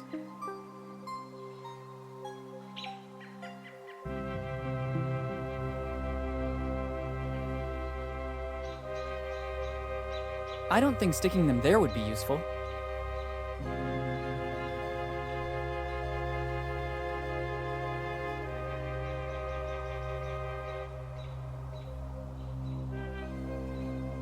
It could be a good idea.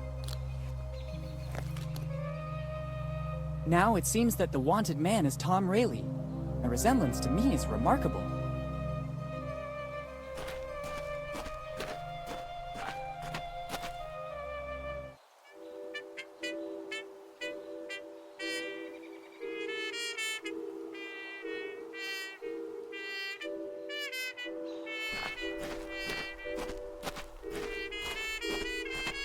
My arms are not long enough. Maybe now they will come in handy.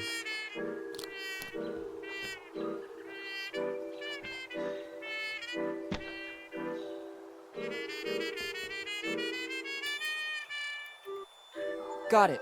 It's not a chimney. It looks more like a roll with a series of engravings on it. I don't think I still need these bulky tongs.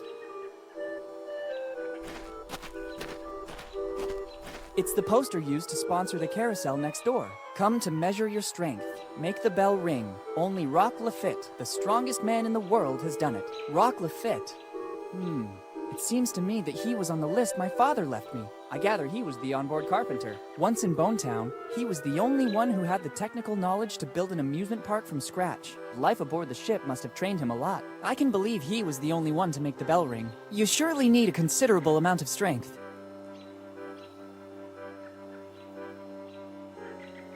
Let's try this one.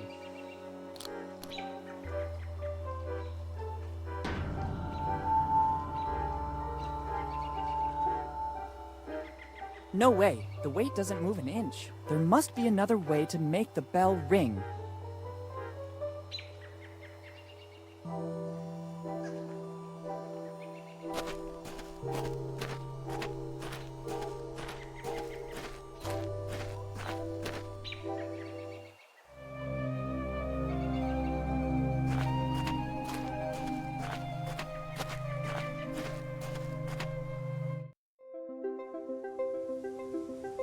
Such a nice little animal. Actually, scratch that.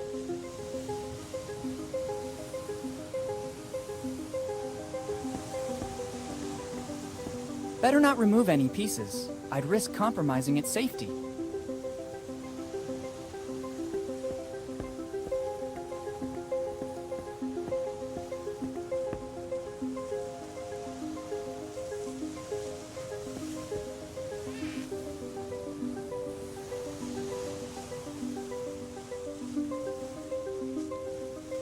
I think this is the best possible way to use these matches. Once you used a certain kind of oil to light a fire.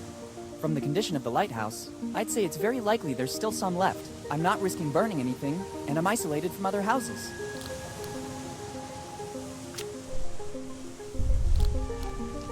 Great, but it's better to close the opening, or I'll risk that flame burning out. Good job.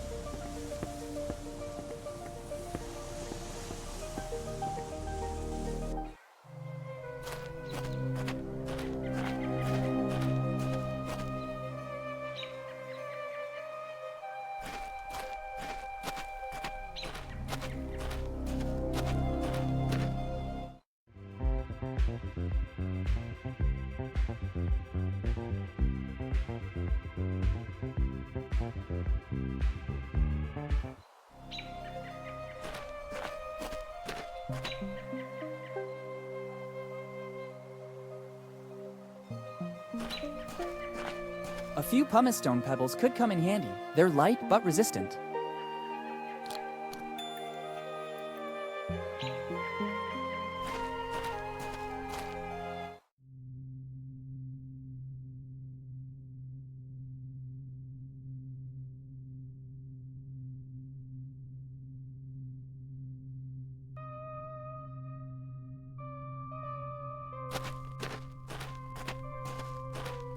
I hope they grew spontaneously.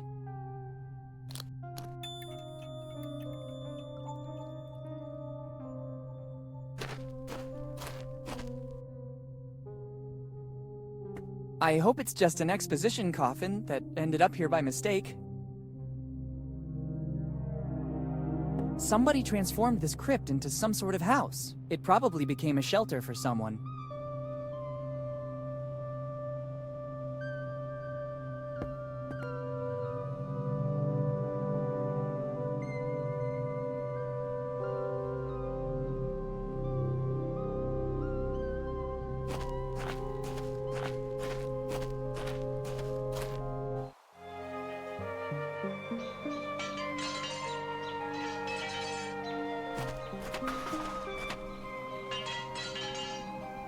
Hello. Hi, do you need something? He seems very busy. Good boy. I can see you're very perceptive. Let's say it's one of my numerous gifts, in addition to... I'll stop you right there. I already said you're very perceptive, and you noticed that I'm very busy. What does that tell you?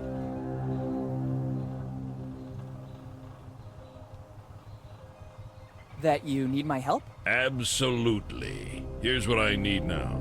Could you please talk to me as little as possible, at least until I'm finished with this job? Is it a long job? You have no idea. Goodbye. Bye.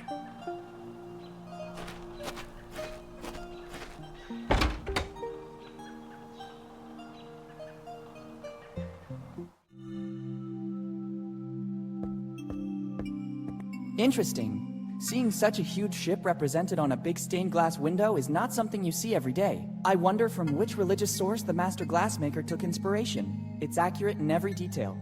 Actually, now that I'm looking at it carefully, on one of the sails there are even some micro-inscriptions. It's a shame I can't get any closer. The story seems to continue. The boat is about to reach a safe haven. And in the end, a flourishing city.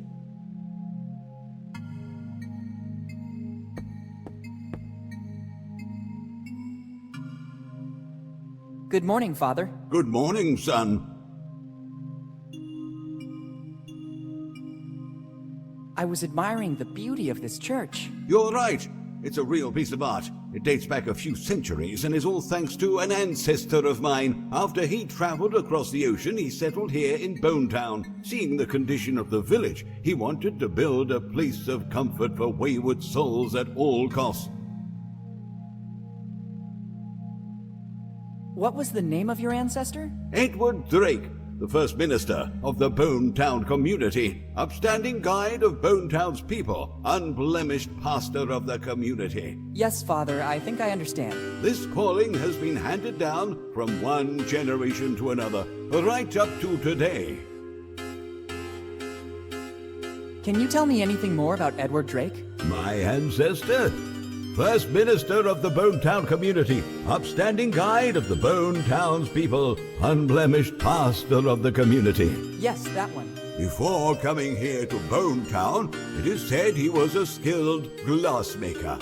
All the stained glass windows of the church are his handiwork, created by his powerful hand, fused with the sacred fire of faith, designed with the ecstasy of supreme adoration. Yes, really beautiful. Yes, son. Every time I look at them, the fervor of the Drakes ignites within me once again. How are things going for the Church of Bone Town? Under my guidance, there's nothing to fear. Unfortunately, my flock has been reduced in number, but not in the strength of its faith. There are just a few troublemakers, a few kids who still don't have the patience to listen to my small 2-hour sermons, but nothing more. How come Bonetown is in this condition? Progress. Bonetown remained a pure city, like when my ancestor arrived and never adapted to progress, and the latest events surely didn't help. What events? There are weird stories going around. Some of the faithful said they've seen people, not locals, digging around the city. We warned the mayor, who went personally to the places in question, but he found them already abandoned. Rumors say these excavations caused a hydrogeological instability that's depleting Bonetown's water supply. Fortunately, the holes were filled in again to prevent any damage to our flourishing city tourism. Are we talking about another city, perhaps? Son, just the mere chance to visit our holy church should be good reason to come to Bonetown. Our little St. Peter. Maybe you're exaggerating a little. Plus, we have a lot of other pleasant attractions.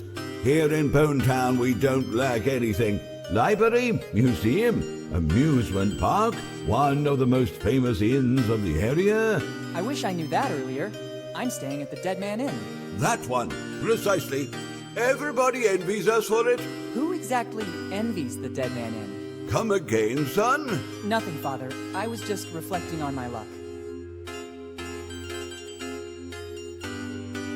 Can you tell me anything more about Edward Drake?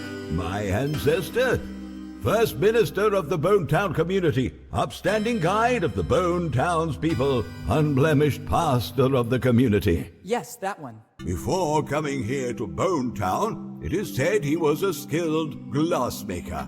All the stained glass windows of the church are his handiwork, created by his powerful hand, fused with the sacred fire of faith, designed with the ecstasy of supreme adoration. Yes, really beautiful. Yes, son. Every time I look at them, the fervor of the Drakes ignites within me once again.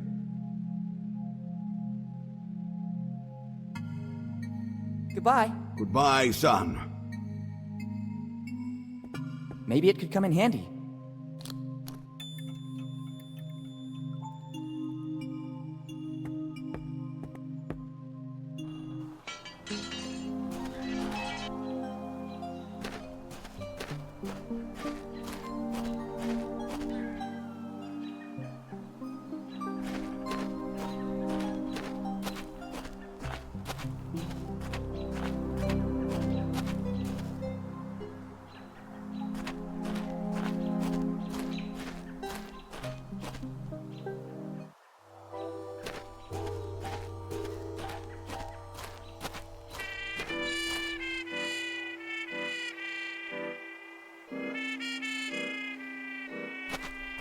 Is it possible the solution could be so easy?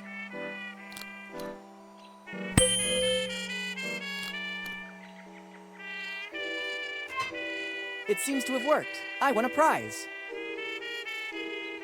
Very nice. Let's see what this is about. Small Teddy, property of Rock Lafitte. Rock Lafitte? Could he be the same man from my father's letter? It would seem he was a pirate with a soft heart. It'd be better to check this plush more carefully. Just as I thought, there's something hidden inside. The very smart Mr. Lafitte hid his piece of the map the only place no one would ever look for it. Better add his part of the map to the other pieces. I don't need this plush anymore. I hope Mr. Lafitte won't be offended.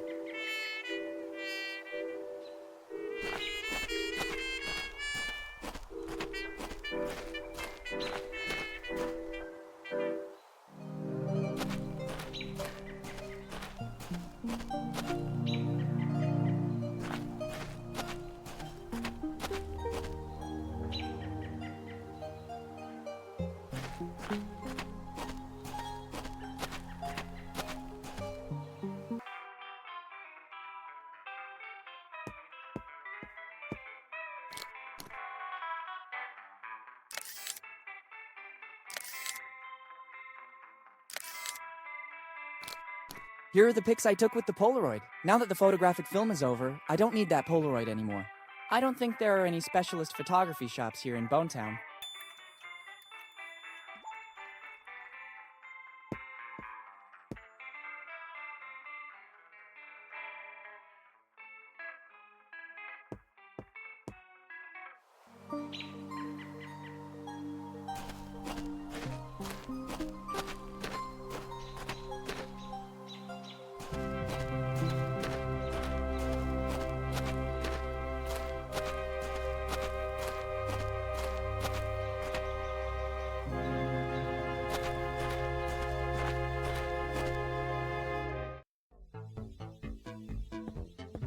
It should work. The photos surely have to be inserted here.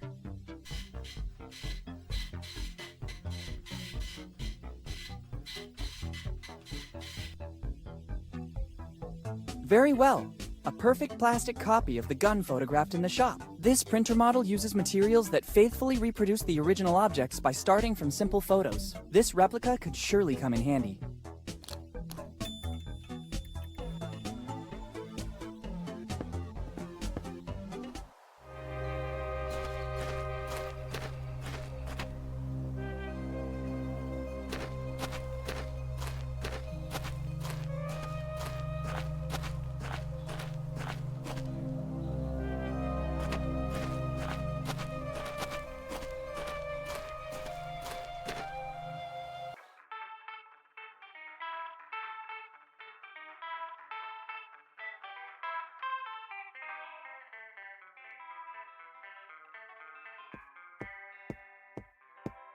This sign invites me to the marriage. It says, "New arrival. Try it."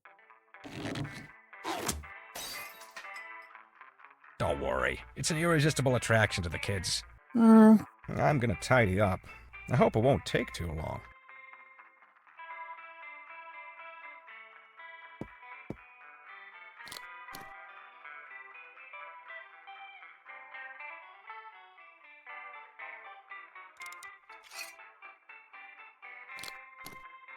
Finally, let's see if there's a clue.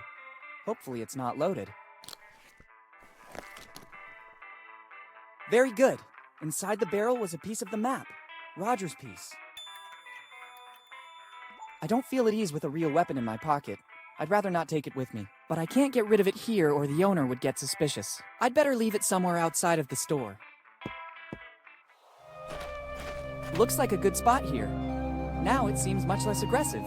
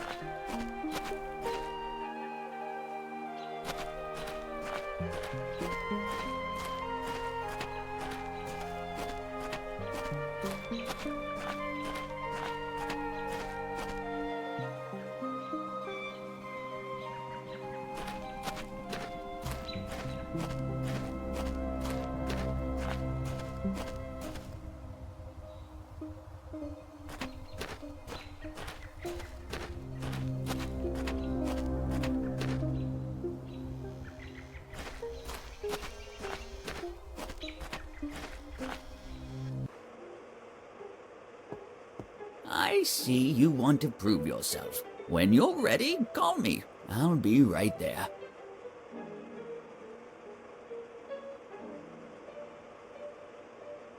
It could work. I feel ready. Very well, I'm coming. Let's begin the test. We'll soon know if you're the chosen one or just another common person.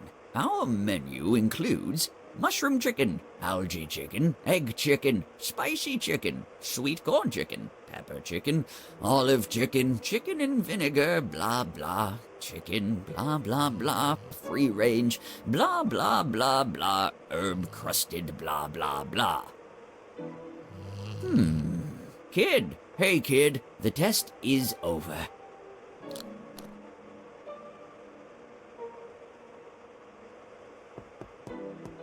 I saw you fall into a trance, just like in the legend that has been passed down for generations. You're the chosen one, the one who can taste the unique and incomparable Bellamy cookie. After the 6th plate, I felt the force flowing strong in me. I know. The chosen one has this power. Keep the key. With this, you'll have access to the Bellamy treasure. Thank you. I'll put it to good use.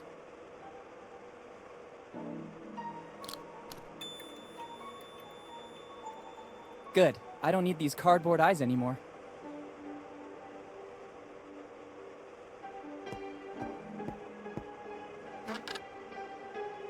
Since I'm the chosen one, I'm entitled to it.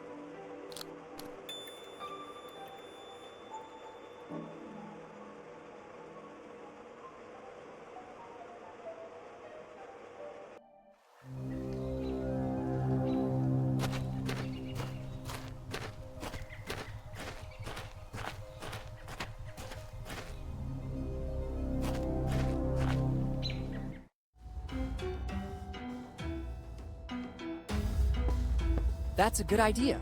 This anvil gives me a perfect support. Now I have to find something with which to try to open it. That's a good idea. Only the imitation of an ancestral weapon will allow the chosen one to perform his duty.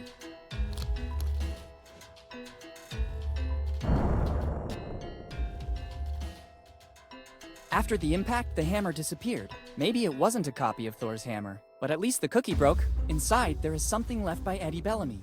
Better take it all to not leave any trace. So I find myself with the pieces of a biscuit that dates back centuries, and a message. It doesn't seem like the classic fortune cookie message. It's a piece of the map, just like my dad said. Better add it to the others.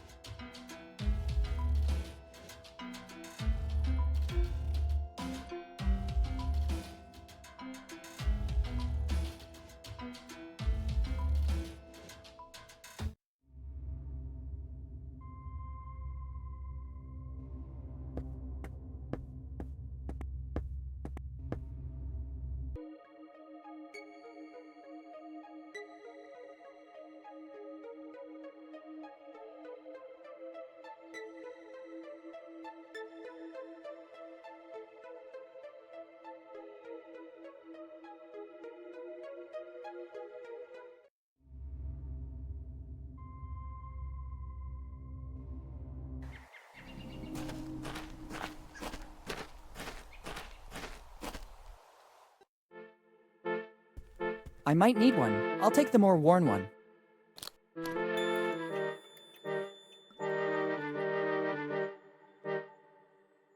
Let's give a touch of authenticity to this poster. Now it seems that it was issued by a town hall department. The stamp has done its duty. I don't need it anymore.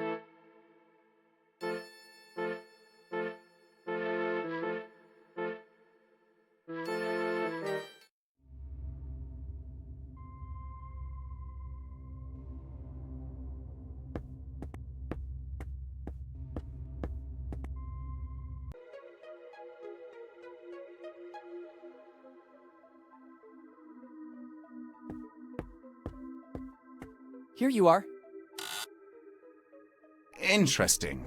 Sure, they are wanted posters of Tom Rayleigh. I found them at home in an old chest left to us by one of my ancestors. I know that in the past he had some problems with the law. My poor great-great-great-grandfather Tom. Actually, they look authentic. The resemblance to you is evident, especially after he drank a bit. Oh, thanks. And the stamp is authentic as well. There is no doubt you're one of Tom's heirs. Finally, I have something for you. Take that envelope. Tom forgot it here, in the old prison after his last, visit. Since then, nobody has ever seen him anymore. Can you tell me what happened to him? He then moved west, becoming very famous. Just as I thought. I have to follow his path. Take his envelope and make your forefather proud of you.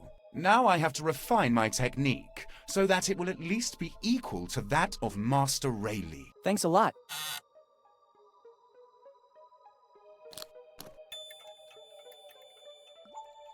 Better leave before opening the envelope.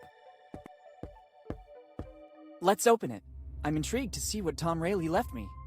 As I suspected, inside there's both a piece of the map I was looking for and a little flask. By the smell, I'd say the rumors about Tom's drinking problems were true. Best to add this piece of the map to the others. Let's just hope the contents of the flask won't spill out into the bag. I don't want to give the impression of being a drunkard.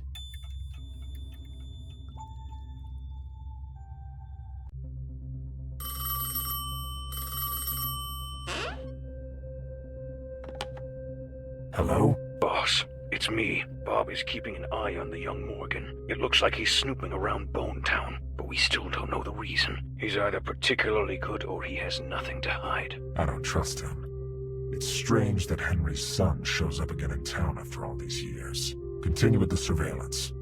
Sooner or later, he'll make a wrong move. Okay, boss. I'll keep you posted. Good.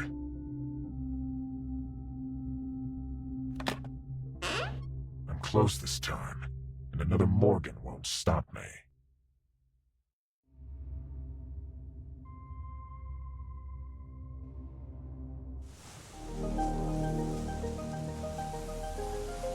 I think it is the only one able to digest it.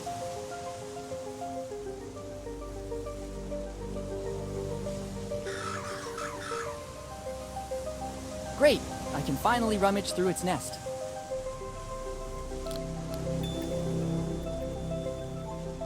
A 5-cent coin. It'll surely be useful.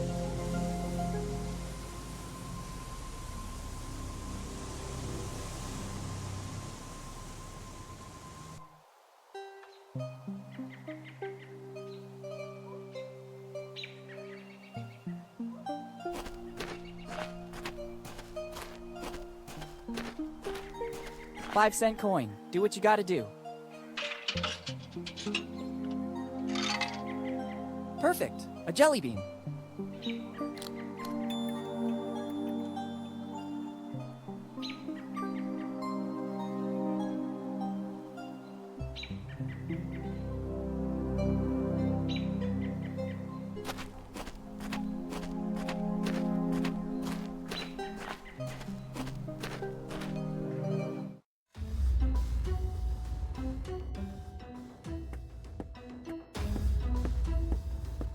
No horse can resist a treat. Better put it inside the manger.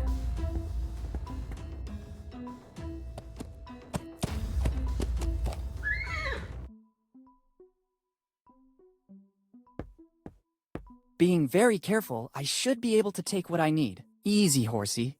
You won't notice a thing.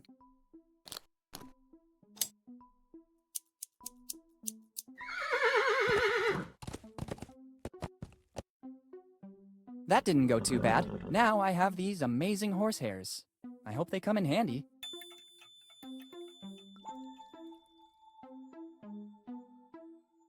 Good idea. This way I should get a perfectly functioning bow.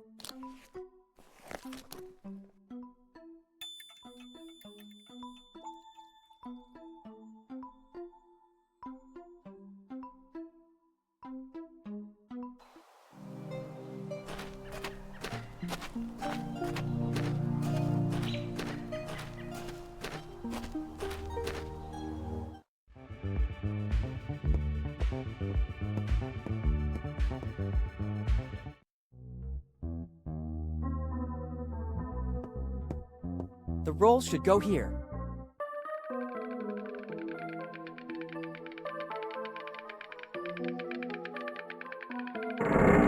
What was that? There's a hideout in the wall. The opening mechanism seems to have activated with the sound of the instrument. It should work.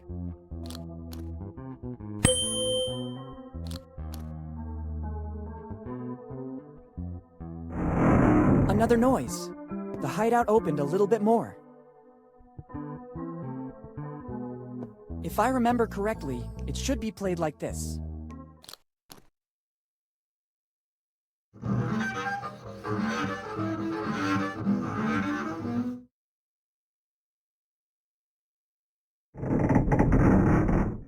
That noise again. Finally, the opening is big enough to allow access. At least for a hand. I don't need the bow anymore. Perfect, I can get my hand through. It's a piece of paper. Actually, it's a piece of Kid's map.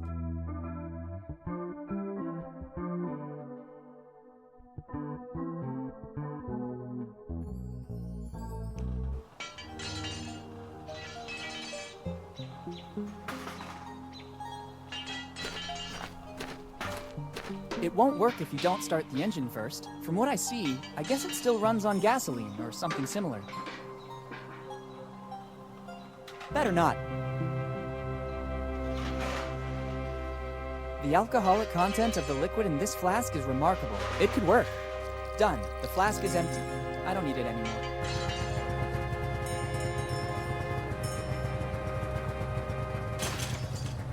You just have to press the button.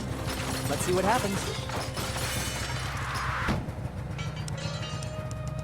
No! Don't you dare! This is an order! I won't repeat it a second time!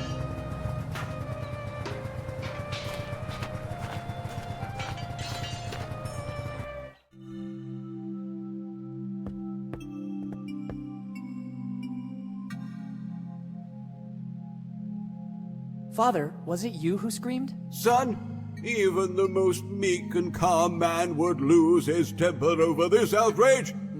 I don't understand. What are you talking about? Somebody dared to kickstart the devil's car. I still don't understand. Outside the church is a machine, a wicked machine. The kids of Bonetown used it to play. All that clamoring and laughter disturbed my concentration.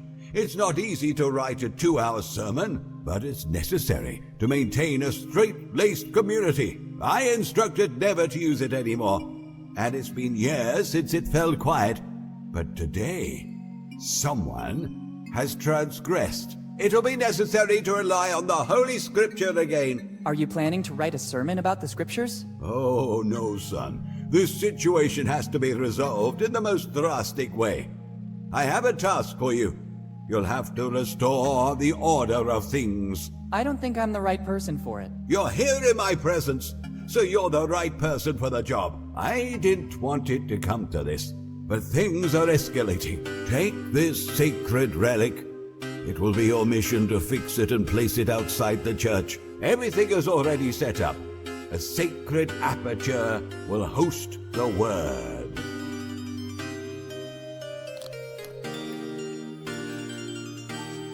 It seems like just a sign to me. Young and pure of soul, it's the word that will prevent the newly started havoc from spreading any further.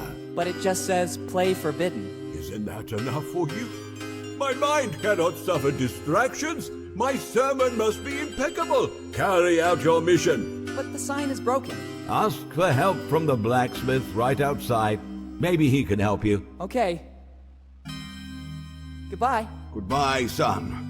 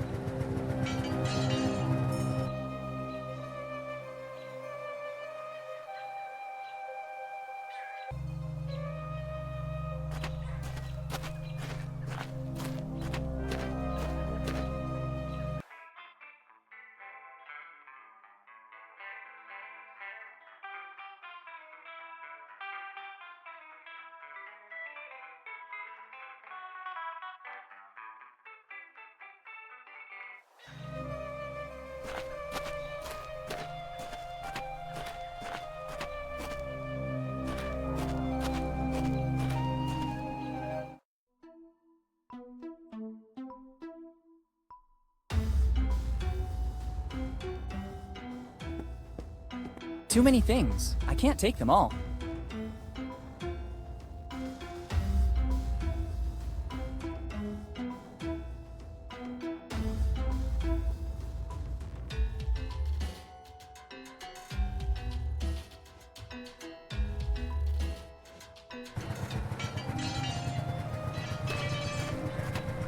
It doesn't seem like a good idea. Unless it's a matter of life and death, my tools cannot be touched. I get it.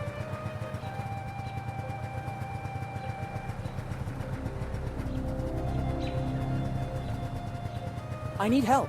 I'm on a mission from God, or rather, from the Reverend. In this case, I can give you a second. What do you need? The Reverend has entrusted me with a mission.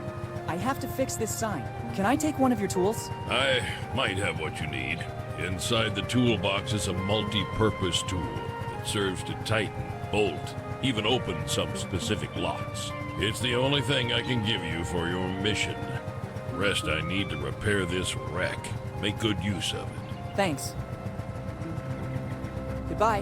Bye. Be sure to make good use of it. As always, sir.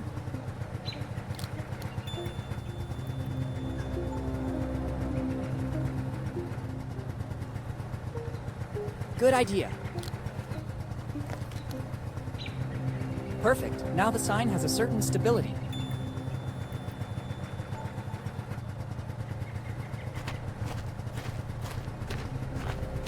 It doesn't work.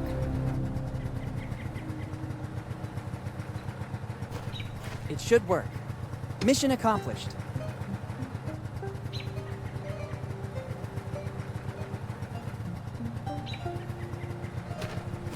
You just have to press the button. Let's see what happens.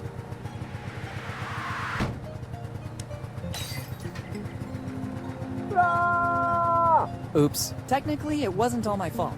I just followed the Reverend's instructions to the letter.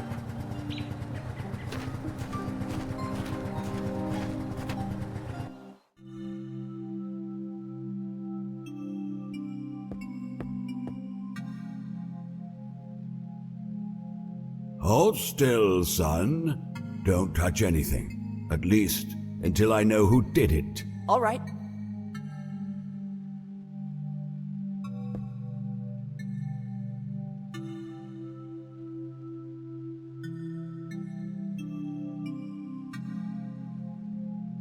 What happened? Somebody, some ungodly soul guided by an evil hand, damaged the sacred stained glass windows. Have you seen any black sheep wandering in my church? I think I saw some kids playing up front. I thought so. Surely it was one of them. Can you describe the person? Surely blonde. Anything else?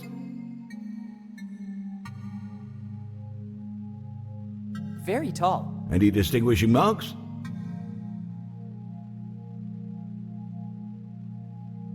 He had a slingshot. It's clear. I'll have to talk to your mother, dear Edward. I'll go and resolve the situation. Nobody can disfigure the sacred church of Bonetown, shelter of the poor, symbol of faith, beacon of the community.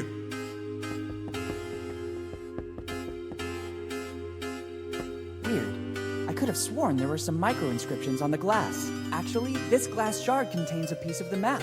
Supposedly the one belonging to Reverend Drake.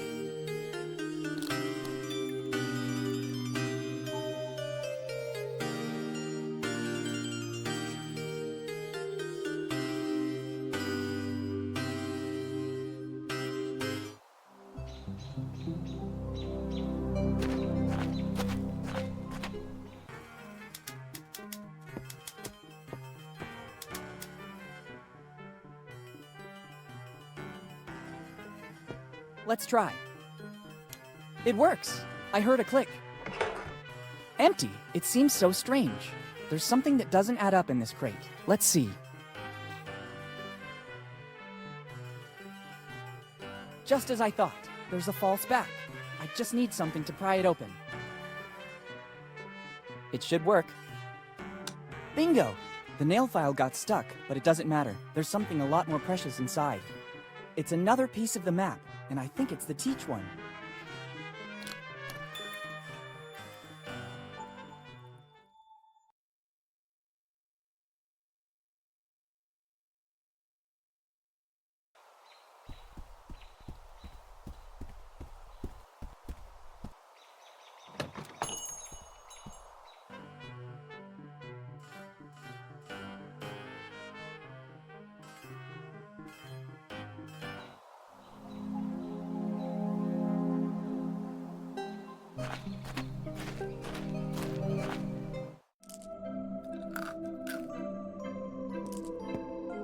Perfect.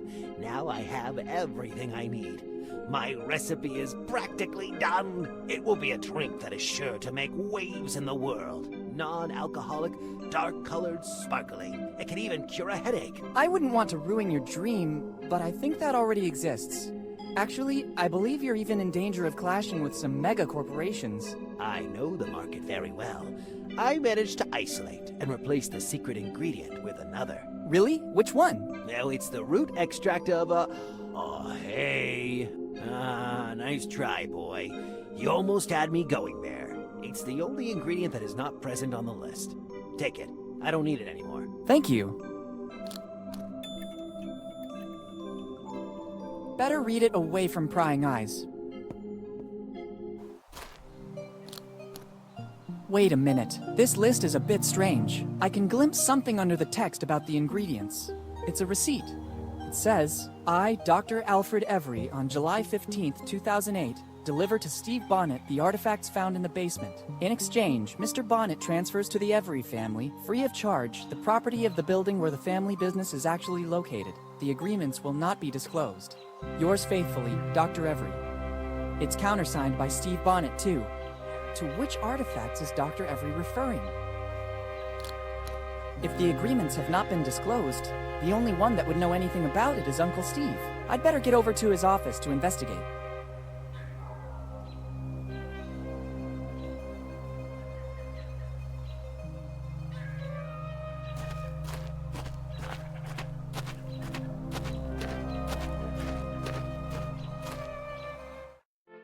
Weird, Steve's not here. In the meantime, I could inspect his office looking for the receipt of Dr. Every.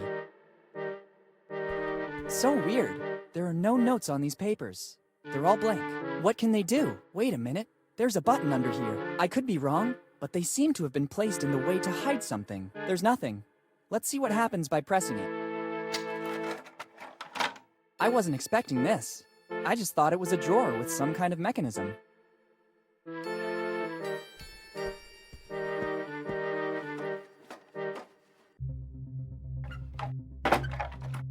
It closed back automatically. There's probably another device in this room that makes it open. Why all this secrecy? And what's this room? Better take a look around.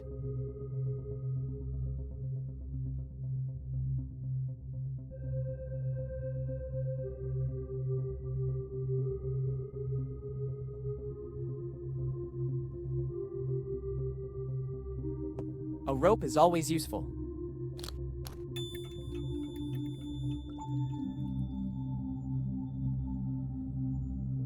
And what's this? It looks like some sort of diary. There's something inside. I don't think I'm mistaken. This is a piece of the map from Kid's crew. It's surely Every's, the last piece missing. Finally, the map is complete. On this piece there are some coordinates. 47 degrees north by 78 degrees east. Brilliant! The coordinates are useless without the rest of the map. The light will guide you. 47 degrees north by 78 degrees east. It must have something to do with the old lighthouse. There's also a strange coin. Why is it here? What does Steve have to do with this story? There must be something I'm still missing. Let's see if there's an explanation in the diary.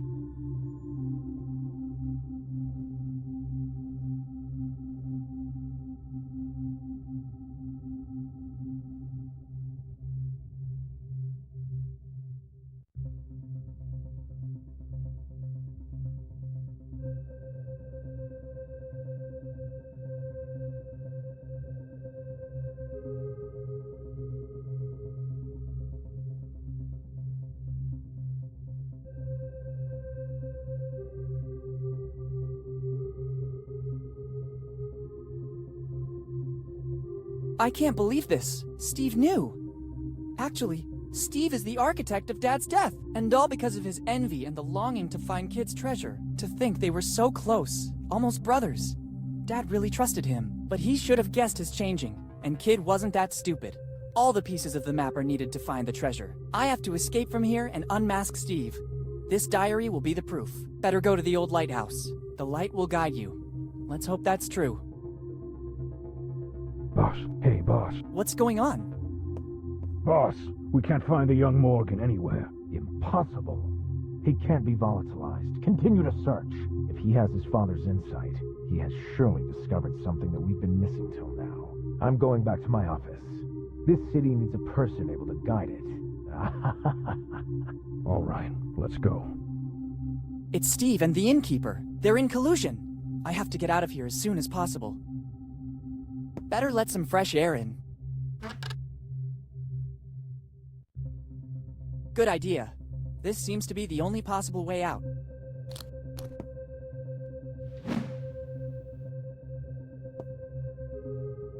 See you soon, Steve.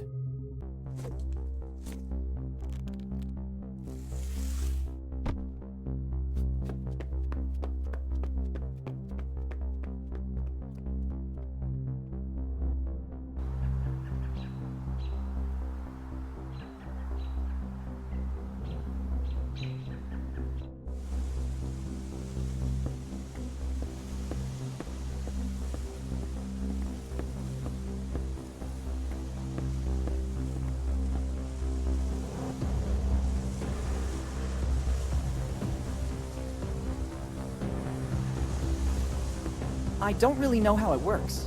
There should be some instructions somewhere. I wouldn't know what to do with it. 1699. The light will guide you. I guess it's praise for the job this lighthouse had to do.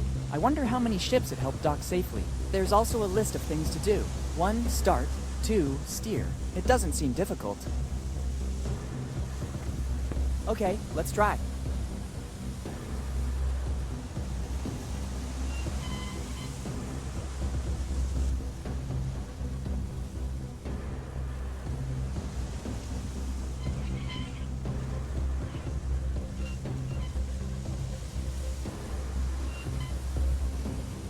Bingo! This is the point marked on the map. Let's see in what direction the lighthouse is pointing. Good!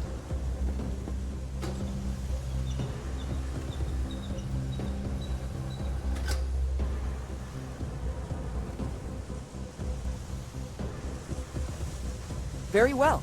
The lighthouse is positioned according to the instructions on the map. The light points in the direction of the cemetery. Better go check.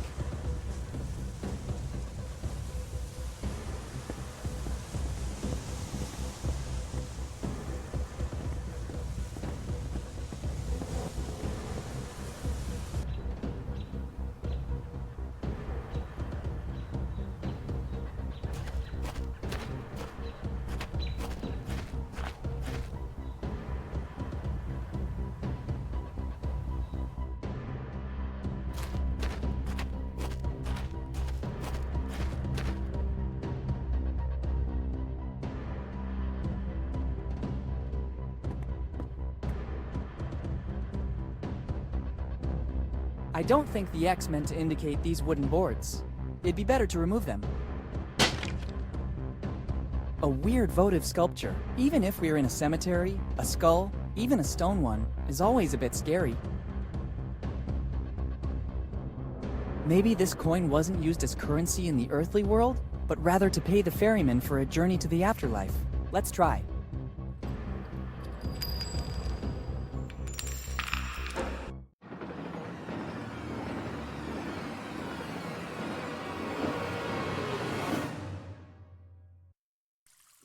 Where did I end up? It seems like a natural cave.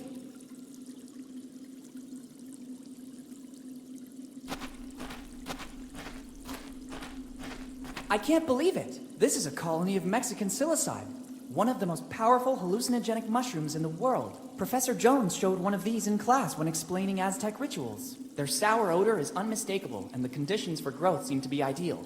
Humid and lacking sun. Only a strong adrenaline rush can counteract their effect. They're supposed to proliferate only in a few areas in Central America. How did they end up here? I'm also wondering who put these wood barrels here.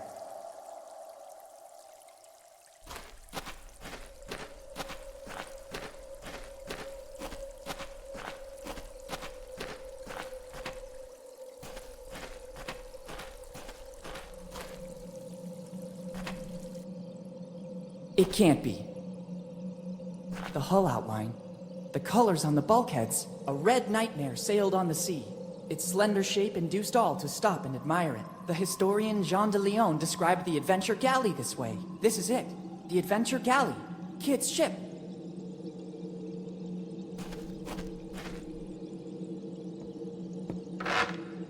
Who dares? But, who said that? Who dares board my ship without permission? Who's talking? Are you a ghost?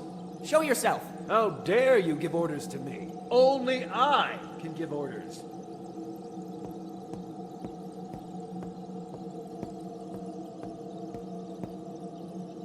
It can't be. I can't believe this. my god! Dad? Dad! Is that really you? I have no sons. I'm the Adventure Galley's captain. My name is only whispered in both the old and new worlds. Some people call me the Scourge of the Seas. I'm William Kidd. Who are you? Don't you recognize me? It's me, Willy. What tone is this? Boy, remember who you're talking to. I'm Kidd. What happened to you? You're not Kidd. You're Henry. Henry Morgan. Don't you ever mention that name in my presence. Morgan and Blackbeard are the reason my crew and I are here. If it wasn't for their betrayal, right now we'd be the masters of Tortuga. Instead, Morgan and Blackbeard mutinied, hired their own crew and attacked us. But nobody can take possession of William Kidd's treasure. Remember well these two names, because they're the worst enemies of Kidd's crew. Morgan and Blackbeard. What I wouldn't give to meet you face to face. And now, speak plainly, for what reason are you here?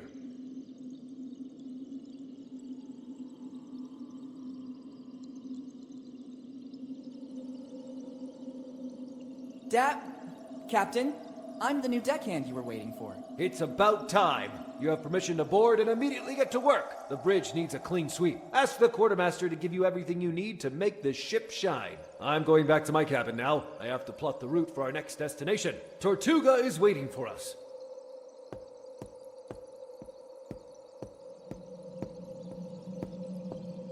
What's happening here? How could Dad still be alive? Why doesn't he recognize me? I better get on the galley right now. I have to get my dad back home. The ship is completely deserted. I guess Dad, or Kidd as he now considers himself, is in his cabin to the stern of the ship.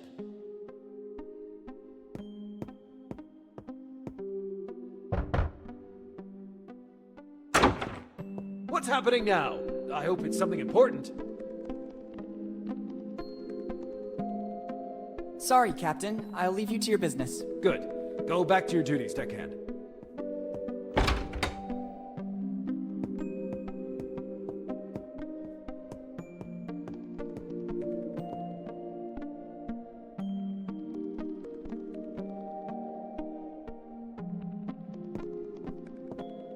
It looks like a voodoo doll. Some prankster guest of Kidd must have left it here after his stay. Better not touch it. I wouldn't want its curse to remain active on some descendant of the represented person.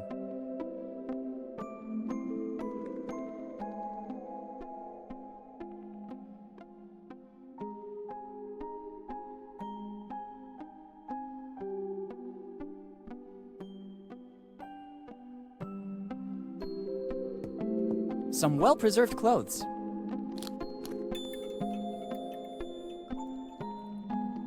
An old three-cornered hat. I think it belonged to some captain, or someone from the upper class anyway.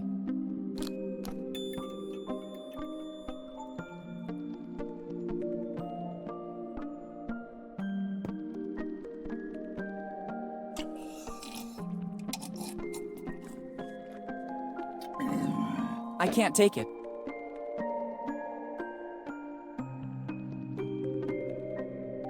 I can't take them.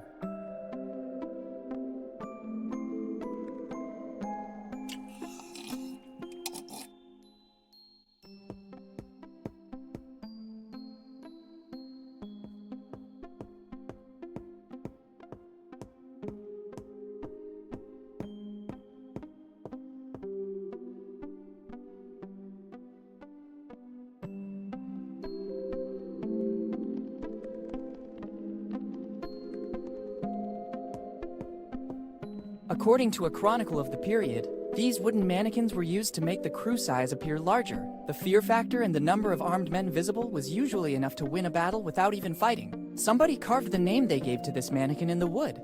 Jimbo.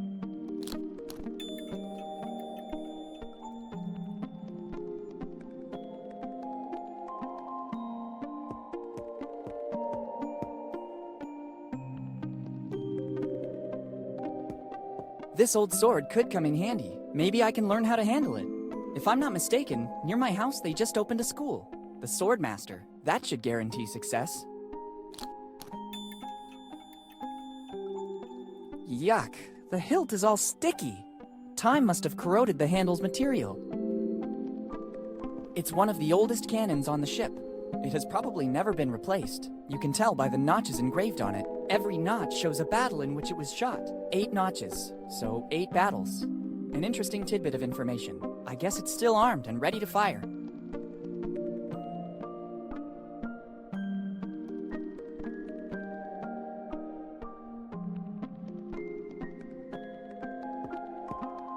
It's locked. If, as I suppose, this is the door to the hold, they have surely reinforced it. I obviously need the key to enter. I could ask the captain if he knows where I can find it.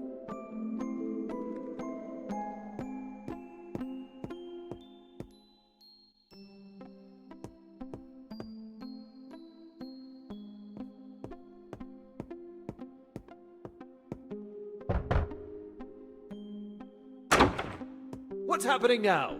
I hope it's something important.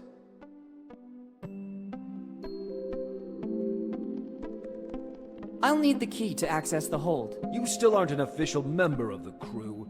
You must earn this honor. Every new member must get to know the ship and gain the trust of the rest of the crew. I think I already saw everything and talked with everyone. Let's see if this is true of you. Answer these 3 simple questions. First, name at least one member of the crew, except the captain, that you met on board.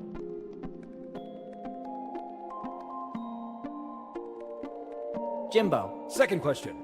According to which code have the rules of life on board been drafted?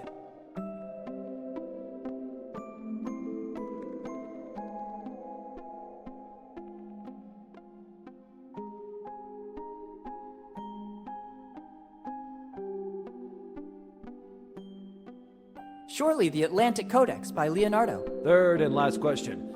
How many battles have we faced until today? 8. I'm sorry, you're not ready yet. The answers are all around you.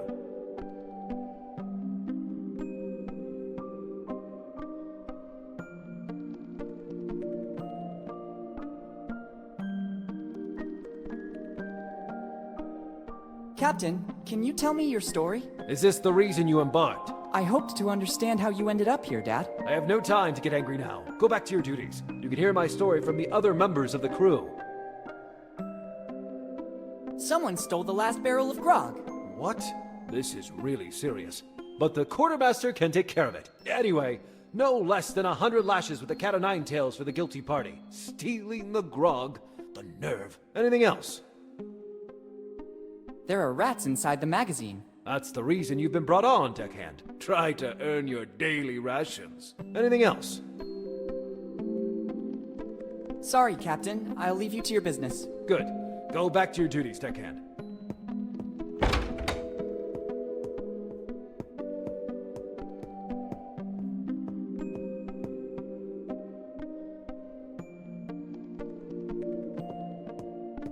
These are books on dressmaking in the 1600s. Evidently, Kid cared about being up to date on the evolution of European costumes. Or some guest left them during his holiday on the Adventure Galley.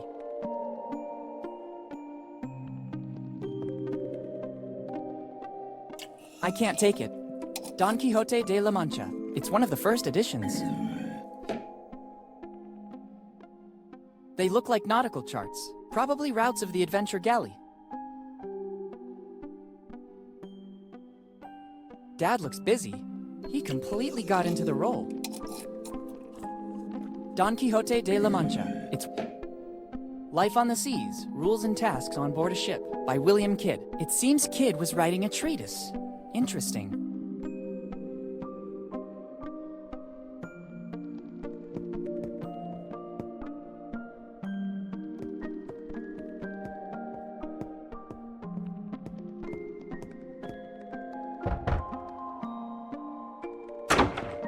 What's happening now? I hope it's something important. I'll need the key to access the hold. You still aren't an official member of the crew. You must earn this honor. Every new member must get to know the ship and gain the trust of the rest of the crew. I think I already saw everything and talked with everyone. Let's see if this is true of you. Answer these 3 simple questions. First, name at least one member of the crew, except the captain, that you met on board. Jimbo. Second question. According to which code have the rules of life on board been drafted? Life on the Seas by Kid. Third and last question. How many battles have we faced until today?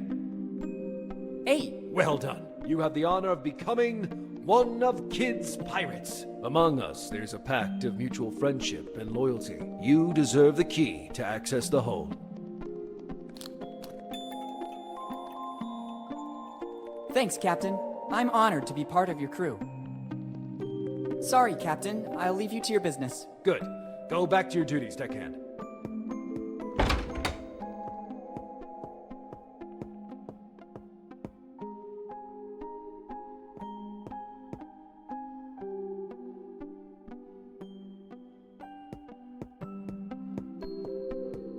Perfect. Wow! The legends were true. This is the result of years of piracy in all the seas of the world. It's a mask. It doesn't seem to come from the Americas. I think it's the loot plundered from the assault on some ship coming from Europe.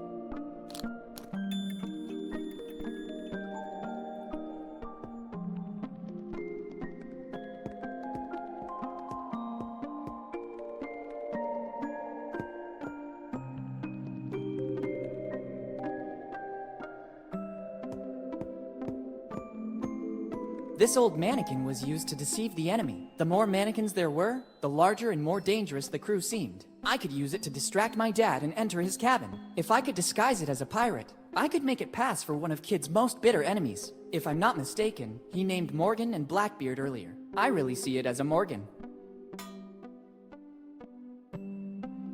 They seem the right size. I don't think there was much variety of measurements on a pirate ship. It's starting to look like a member of the crew. A classy touch. The hat makes it look more important. This gives it an aura of mystery. Let's try to make it meaner. Discreetly threatening.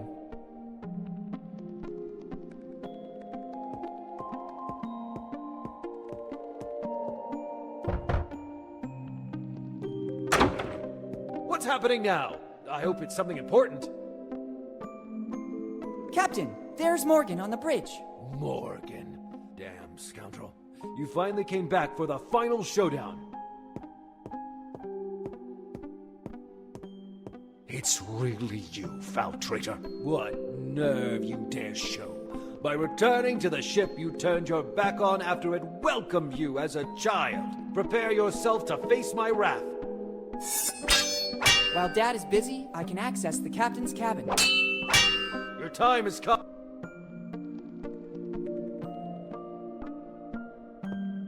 Dad has placed the logbook to protect the chalice's contents. Since I'm here, I better take them both.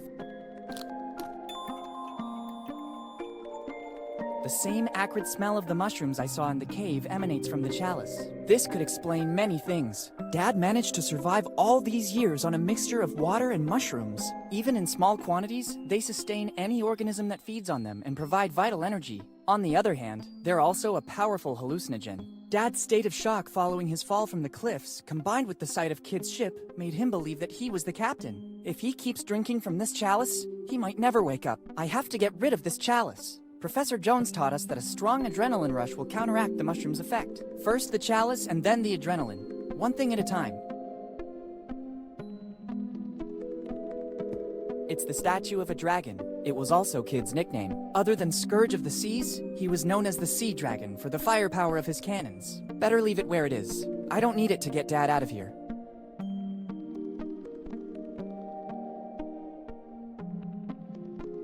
These are the nautical charts of the galley. They will be worth a fortune. With these, it would be possible to retrace the ship's routes and identify the places it visited. I can't deal with this right now. It's more urgent that I find a way to get out of here with Dad.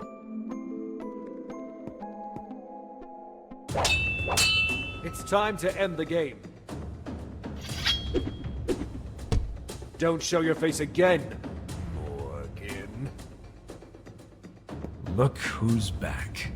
Henry and his kid, the young Morgan. How did you manage to get here, Steve? It wasn't difficult. I was looking for you all over town, and suddenly, what a stroke of luck.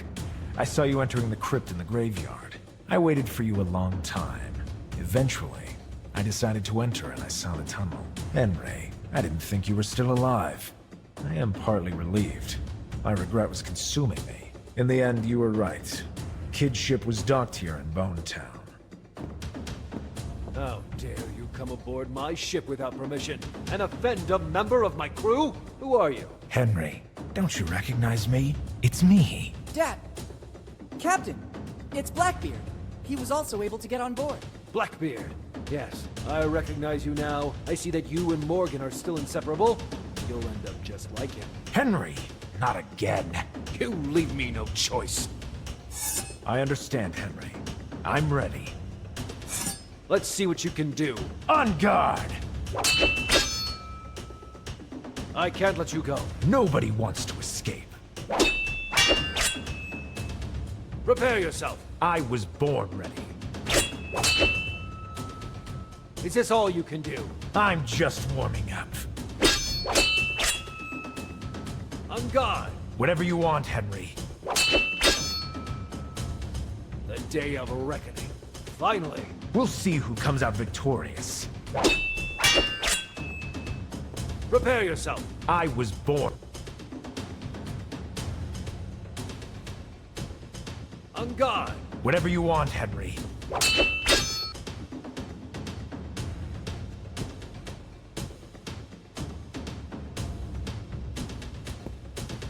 It should work. It's not a cannonball, so it won't have such a devastating effect. And now the coup de grace. Fire!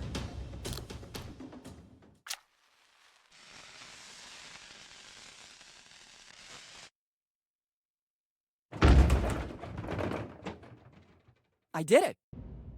Heck, I didn't see that coming. The racket from the cannon was more devastating than the shell itself. Better go back on deck and alert Dad.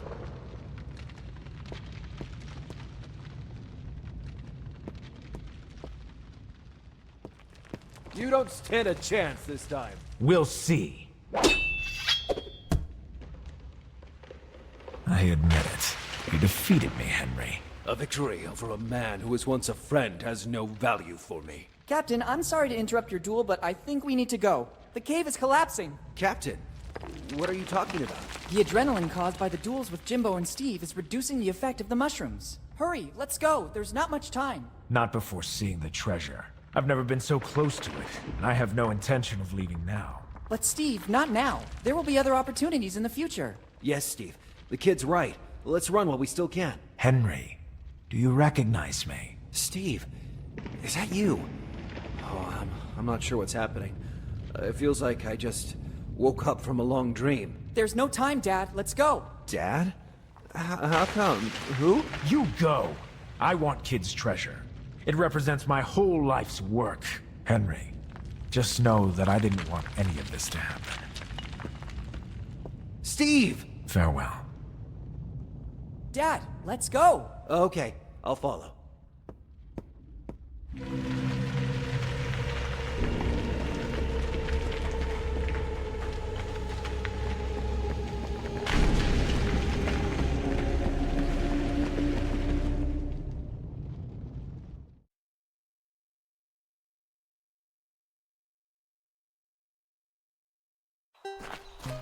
Dad, I finally found you. Willy, is that really you? How long has it been? 10 years, Dad. 10 very long years. 10 years. So this means you received my letter. Yes, but why did you only have it delivered after all this time? I sensed that something was wrong with Steve. I could see it in his behavior. When I realized that the search for Kid's treasure was becoming an obsession, I started to suspect that he could hurt our family. I hid my piece of the map and decided to deal with it. You are a Morgan. You have the spirit of adventure in your blood. But you were only 5, and I didn't want to trouble Mom with such a burden. I hoped that in 10 years Steve's obsession would vanish. I decided that if anything ever happened to me, you, after turning the necessary age, would be ready to pick up from where I left off. So I sent the post-dated letter. I read Steve's diary. I know you fell off the cliff. How did you survive? A stroke of luck. I fell right into the sea, and the tide pushed me toward an underwater passage that led directly to the cave. I wanted to find a way to get back to the surface, but I had to recover my strength first. The last thing I remember is some really delightful mushrooms. Then, it's all a blank. Dad, let's go back home. We have a lot of things to talk about. Plus, we have to find a way to tell Mom without making her faint. Elizabeth, Yes, we should go back. Ready to leave Bonetown once and for all? Bonetown is not a bad town. As soon as the legal formalities are arranged, we could think about coming back here. Remember, deep inside the cave is still the adventure galley. Who knows how much it can still tell the world about the golden age of piracy. Speaking of which, when I took the chalice, I also brought the ship's logbook with me. Here it is.